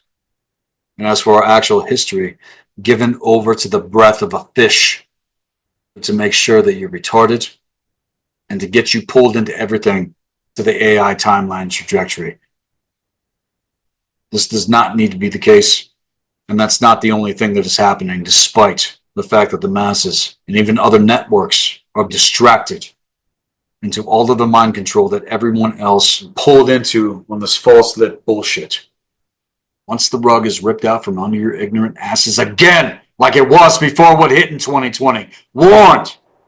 If you were truly versed in the fucking occult and you really knew what the fuck was going on, you would remember what I've said in other segments, let alone this one. And you wouldn't get pulled out by this shit. Your life would be in alignment, as it should be. as it is with mine, as it is with other people out there. We are living the alignment otherwise. I'm only addressing things that I'm observing in terms of the actual fucking reality field. It has nothing to do with us. And if more of you don't wake the fuck up to so many things that everyone in the realm still needs to catch up to. It's very specific what's happening here on our end. And I've been 100% congruent in terms of my message since day fucking one. Since day one here. You're not authentic. You're fucking liars. So best to get back on fucking track. That's the key. That's the key to alignment in terms of accountability and first principles when it comes to common fucking sense. We have to hold the line. And we have to hold patience to it all now going into 2028 and in the years to come. We are not mere men and women in the realm. We are those who are doing the great work to take back our blood right jurisdiction. And also in terms of cosmic jurisdiction when it comes to the mystery school. Anyone that does not realize these things now at this point, going into the rest of 2025 and 2028, are going to fall to the wayside. I've already seen it happening with those that assume otherwise. And we're going to watch all of them flip the script in terms of mind control on top of it and eventually go with the AI timeline trajectory. Despite all of this, we are in prime position in terms of the White Dragon prophecy. And major cosmic chess moves have taken place. The kill shot is being set in place for an even bigger kill shot that has never happened since before what happened did. Everything is cloaked on our end. Everything is protected. Know the fucking difference, all right, guys? I really fucking mean this in terms of my position and office otherwise. All of this specifically exposing what the breath of a fish means, the riddle of Gleipnir, and the chains that need to be broken in terms of enslaving your soul to religion and politics, in terms of government and statism, and everything that this threaded chain of the trickster when it comes to Loki's chariot is driving everything forward. Now, before I get into the last few threads in terms of Gleipnir, I want all of you to pay attention to what I'm sharing here right now with a specific ancient Kemetan hieroglyph. At the top here are the dark gods via Apophis, the snake god of chaos and evil, and Magi, the crocodile god, who is the son of Astarte and Set Typhon, who on another note are Sumerian draconian deities who copulated Magi. That's right. The name of this crocodile that you see in this hieroglyph is called Magi, M-A-G-A. And in context to the occult, you need to pay attention to the words and names I'm sharing here because I'm making the point to what so many do not know in terms of how the game of the Dark Ones is running on everyone's fucking mind right now in terms of the procession. Just take a look at it. Let alone how it's all held up by those that are in the outer courts in context. All of this is reflected how things were infiltrated in context to ancient Kemet and was warned the realm. And here, as you can see, Apophis and Magi are one in terms of intention reflected, the cause and effect manipulation of the law of correspondence. What you will also see depicted in terms of what the ancient Kemetans warned about upon the walls of the ancient script, all of the strings that are being pulled upon the stages that they have set Typhon for the world to be enslaved to them. And is where everyone gets their strings pulled, propped up at the very bottom by the slave class who are kept ignorant and are all feeding the war machine in terms of the meat grinder. Most are only spectators who live only in the realm of effect, and on and on and on all of the commentary and controversy goes. You have to understand the dynamics of what we are truly up against here still, because it's one ear and out the other with people that still don't get it. And they don't get it because they don't actually know the occult. They think they know the occult, but not on the levels necessary. I made this statement before, that more was going to be revealed as it is here with this segment. And it's not the puppets on their strings that are the ultimate issue in terms of how the dialectic to the diabolics actually operate. That which is really driving this can switch them the fuck out however many times and how often they want to. And that's the factor. You're locked down into the first veil, motherfuckers. You're still in fucking thrall. You don't understand the causal factors. You don't understand the game that's played against your fucking mind and what's actually driving it, or how it's being driven, whether it's through symbolism or ideologies or false belief systems. All of them are the issue, but are not the issue at the same time, only serving as smoke screens to conceal what is actually driving all this shit, designed to pull everyone's strings to them. And though it may be shallow compared to the actual depths of this hieroglyph makes the fucking point quite well. And it is this, in terms of triangulation, into everything controlling both sides of the equation, being revealed here. That is what all war has been, instigated by these entities in context to the current paradox. These systems of domination and control. They can always hire one half of the slave class to kill the other, kept ignorant and forced to pick sides, pulled into their dialectics in terms of justification, especially if there's been casualties on either side of the equation. Think about it. How fucking genius that is. That's goddamn fucking genius. But that's how everyone is being tricked into it otherwise, and it's one of the oldest tricks in the entire fucking book when it comes to the long con. And in terms of the long con, there's always an opponent and there's always a fucking victim. And see, this is the conversation that really needs to be had and understood on even greater levels and transcended, knowing the difference, getting back again to our true roots as individuals living the hero's quest and standing our ground otherwise, saying, fuck this shit. Nothing else is going to get us there. And the programming to what I'm sharing here with you is running red hot. And until we all walk the fuck away from this shit, it's going to continue. Like clockwork. Clockwork to programming. Clockwork to reactions. Clockwork to mind control. Clockwork to everything. It's an actual formula. It's an actual fucking recipe. And the bigger the trick, the older the trick, the easier it is to pull. That's the other factor. And it's exactly as I foresaw in terms of these things getting amplified and where it's all going to go if people don't remember past this bullshit and get back onto the original timeline. And on a note, in terms of the breath of a fish, the original timeline has nothing to do with Christ or Christianity or Judaism or Islam or atheism or New Age Christ consciousness, cut-tarted religious bullshit. It has everything to do with actual Satanism and dark occult Luciferianism and statism and government, which are all designed for conditioning castrated zogs who hail Zionism or Islamo-communism or the Holy See as their actual fucking beliefs and their actual control of the political woke left and now the woke right bullshit and everything else that has its poison roots embedded within the framework and infrastructure to feed the Sumerian Draconian Empire's agenda since it first started in terms of the Great Betrayal. And is all still running, all of this, and is the cause point to it in our present hour right fucking now.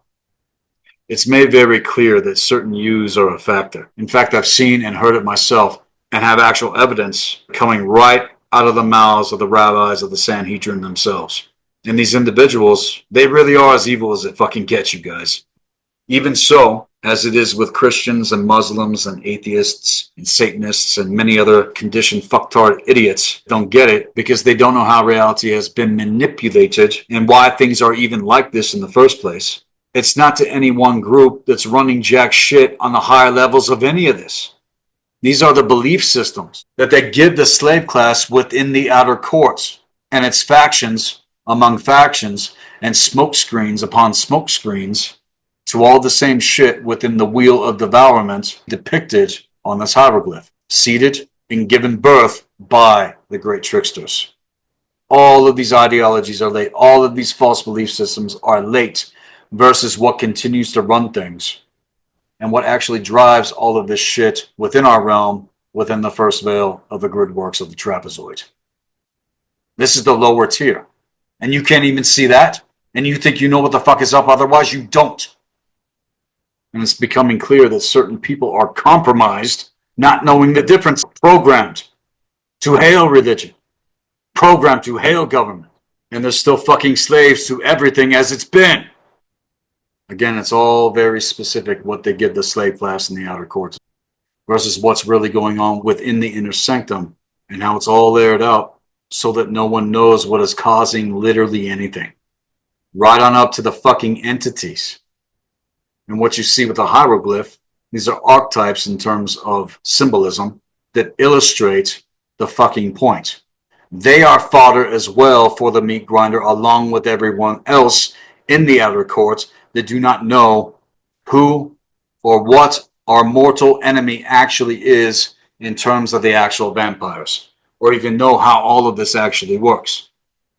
And the vampires, in terms of dark sorcery, operate so fucking far beyond the surface of what still so many do not understand. This is so fucking beyond people at this moment still. Devouring your asses all across the board. Manipulated the gauge of your perception into these dialectic factors. And that's the cause point for everything else thus concealed. You live in the realm of effect. You are affected upon and thus infected. Layer upon layer to what I'm getting at. And people can assume all they want otherwise. So fuck it. No. We hail the true gods. Hail the ancestors in terms of who you are as individuals. Hail the true goddess in context to Idun. Hail Kutar. Hail Udinma. Hail the higher force. We have our timeline, and I'm 100% living it myself over here along with everyone that gets it in alignment otherwise. All of this other shit is meant to be transcended. And we are going to see it at some point in terms of the ancient future. I don't placate to false hope and assumptions, the fucking bullshit. This is what the records of Amente have revealed in terms of the ancient future. And see, you still don't know how things fucking operate in terms of reality. We are limited here. And the reason why we're limited here is because the Earth, again, was thrown off its fucking axis, sealed off the gates of core intelligence. So take the lesson. Mark it now and realize the difference. More is coming beyond all of this, and it's already here on our end of things, and you can 100% mark that otherwise as well. What matters more than anything is that we live the actual alignment and hold ourselves to it, period. That is the code that we live by. And all of this, to what I've just mentioned, constitutes the threaded chain of Gleipnir when it comes to the breath of a fish. Stop drowning within the waters of their breath and rise the fuck up and start transcending this shit. Now, getting into the sixth threaded chain of Gleipnir is something that I've already greatly touched upon, and you're going to need to go back again and again in terms of this thread specifically. Never could I have imagined that the Riddle would have revealed this, but the fact that the ancestors, let alone prompts of the higher force, have led everything with the platform to where they are now. Again, you couldn't make this stuff up even if you wanted to. There's too many correlations, there's too many confirmations, which cannot be refuted and are proven. The sixth threaded chain of Gleipnir is the spittle of a bird. All of this, everyone, goes back to the betrayal of Thoth, the rewriting of our actual history. Understand again that most of what people know about ancient Kemet is only from the 19th dynasty onwards. To not only put Sumeria as the cradle of all civilization in the entire realm, there are all these assumptions that any culture out there is rooted to Sumeria, which is nothing but a convoluted lie in terms of the rewriting of our history. I even remember in school in terms of the Rockefeller indoctrination system, this being taught in terms of public education to academia. And still today, I remember thinking to myself that this wasn't true. And it's not the case in terms of our true occult history and the actual timeline that I was shown to it in 8th fucking grade.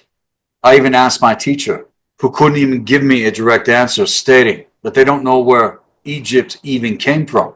And I knew then within myself that this was also a lie to keep things concealed otherwise. The mystery compelled me.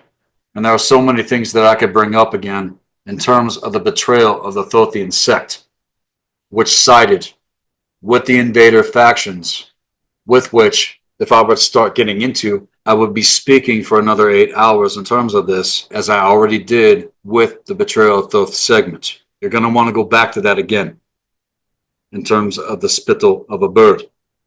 And with this alleged discovery, in terms of what they say they found under the pyramid recently, these 8 gigantic spiral-shaped cylindrical structures are said to descend more than 640 meters into the depths of our realm, reaching towards the Earth's core, coming into a concealed dimension of knowledge.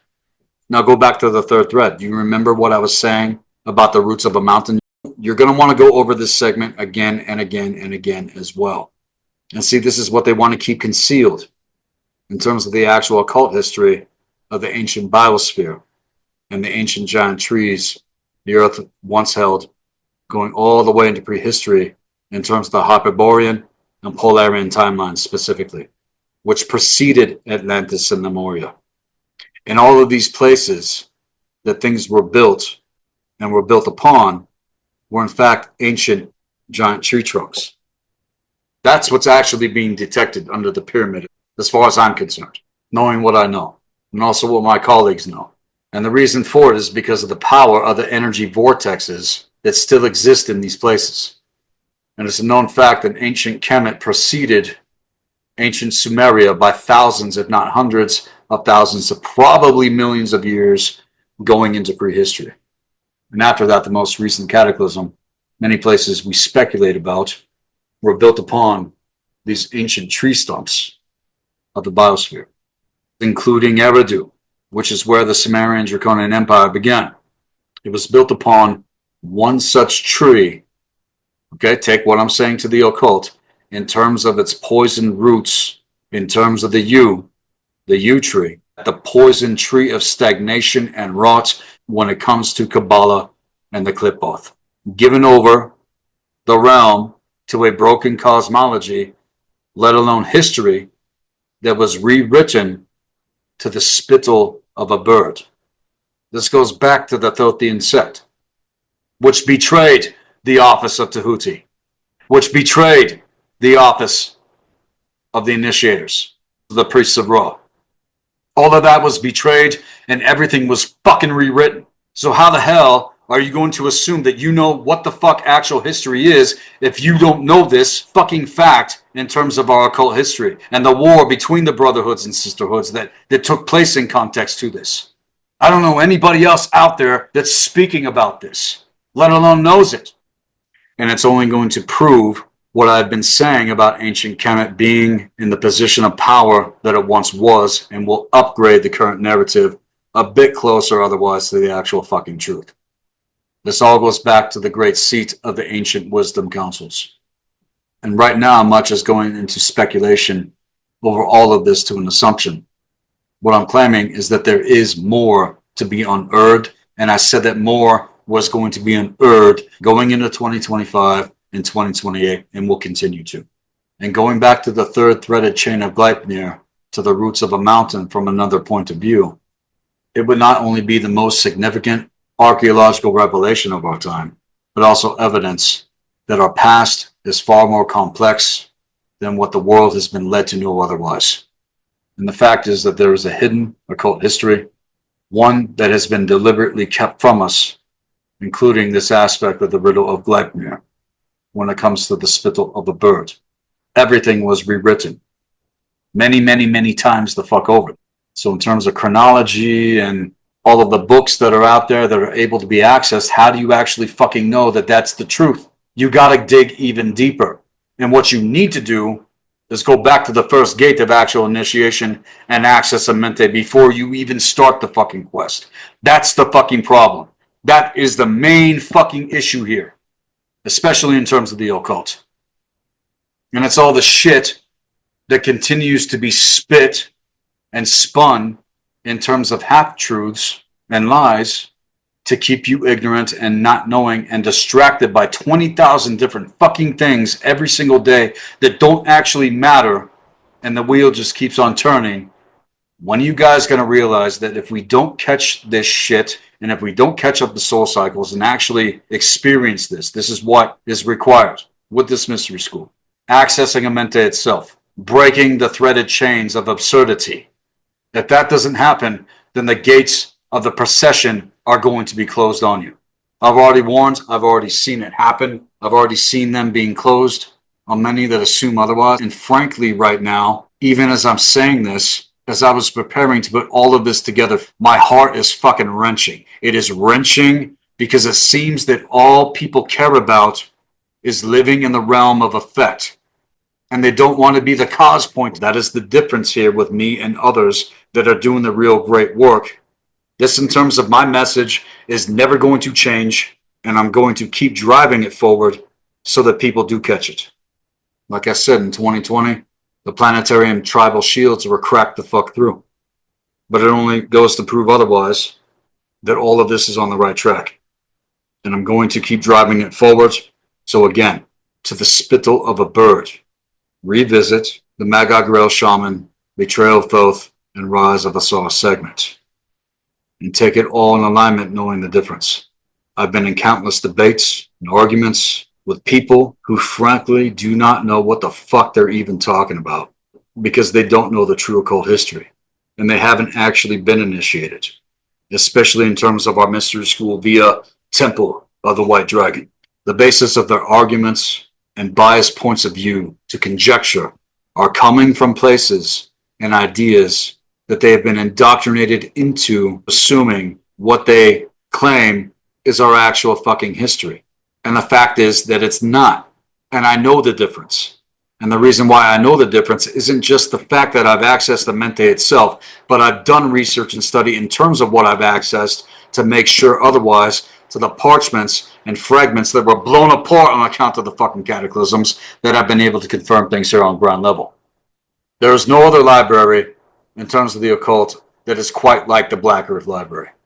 And what we offer our students in terms of this mystery school, I don't see anything else out there on the fucking level. And it's not to compare or contrast because obviously many people out there want to know what the actual fucking truth is. Okay, good. Let's cooperate and co-develop. If you want to go into competition, go fuck yourself. Just like Mark Passio said, it's the fucking bum fight. You fucking bums just want to fucking argue your little fucking sliver so you can be right in your own eyes. And you don't want to know the actual fucking truth. Put your shit on the goddamn fucking cosmic chopping block and see if it fucking stands that fucking axe. See if it stands. If it doesn't, then let it the fuck go.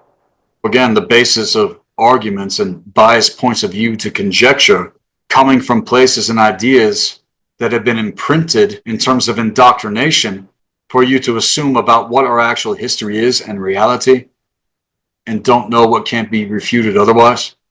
Certain people don't want to hear it because it destroys everything that they are clinging on to in terms of Loki's boat, in terms of Loki's fucking chariot, which is the chariot driving this shit forward as it's been for far too fucking long. You will remain in the underworld cycles and be a part of keeping it all going if you don't let it the fuck go and fucking rise. Let it the fuck go and fucking rise. That is the key with everything. And you need to get access to the keys to the gates within your templating in order to access the Mente, make connection to core intelligence and the higher force before you even fucking start again. Around and around the triangulated points of the Ouroboros to Jormungandr you go, chasing your own fucking tail and you don't even know it. You can't even see it because you're blind to the indifference of your own fucking soul. And the key with everything, take the opportunity presented with the platform. You need to look into it for yourselves to actually know the difference. Actual initiation into the mystery school with Temple of the White Dragon. There was a seventh and final threaded chain of Gleipnir, which added the current saga that we are living and experiencing in our world, or in other words, the liquid of a chain. The threaded chains of Gleipnir. The liquid of a needle. And I'm going to hit this one very, very fucking hard because despite many knowing the difference to what I'm going to reveal here, it's been in one ear and out the other. You can try to bury your head and fucking ignore it, but it's all too clear otherwise. Which is why this threaded chain was added in order to keep the reality field locked the fuck down. The seventh threaded chain of Gleipnir is the liquid of a needle. This is everything to do with the needlecraft, as it was to the onset of the war of the gods over the nectar of immortality, implemented the old ones, and their resurgence into the 9 universal worlds, including ours. Only this time, it's not just one small region here on Earth going back to Mesopotamia, going back to the Anuna. This was implemented, as you all well know, in 2020 with the bullshit mandates and shutting down of the DNA, RNA code scripts, not just fucking with the genome, to also the second thread. They are all intertwined on themselves. These are all the threaded chains that are interconnected, and the liquid sludge that is driving it all in terms of the AI. All this goes back to the old ones in context. And what people still don't realize is that the graphene oxide that they put in the needlecraft wraps itself around the nervous system in a hexagon pattern. And it's how they're able to send scalar reversal wave signals right into the goddamn cerebral fucking cortex. Those who were partakers of this dark ritual to also silence the soul by cutting off the heart and the throat center, energetically speaking, in terms of frequency and vibration. On top of the fact that actual entities are able to ride in as larvae, implanting themselves within the hexagon patterns in the nervous system, has a direct effect upon the gauge of perception when it comes to the organic technology of the biological human body. This is one of the main things I know for a fact that they have done to keep individuals' templates from activating on the levels necessary to even be able to open the gates to the God realms in terms of the ancestors' awakening. And millions, I mean millions, that we have not even heard about. Just certain statistics have perished on account of this, even to the level of how many were murdered during World War II. All of this has been a dark priming, as I've said, to those who at the very least survived it. The fact is, unfortunately, they are compromised on very certain levels versus those that did not take the needlecraft in terms of Divok AI, which again means possession of an evil spirit through AI. COVID spelled backwards is Divok, and the gematria to AI is 19. And that's what the spellcast was in 2020. And we still have not seen the full effect of this, which is why, on top of everything, you need to get a hold of the Nectar of Athanasia on our end. We have top secret documents in the Black Earth Library that explain in depth what this stuff is actually capable of. And one of the things that it's capable of is destroying everything that they put in the fucking needlecraft. Medical journals backing it the fuck up. It cannot be diluted. It cannot be mixed with anything else. It has to be 100% pure gold, liquid gold, nanoparticle, and purified one. That is what we have.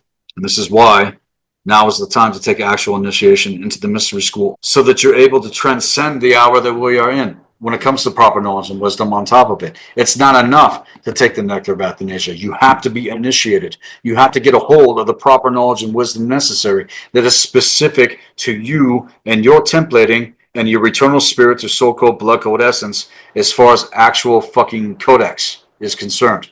That is how specific it is. I cannot do initiations in a general setting. Say I did a seminar and now I'm going to initiate you all into the occult. That is not how it works. I could get into general things, but that hopefully, like it is here with the platform, is going to lead you towards crossing the fucking threshold and doing this with me one-on-one.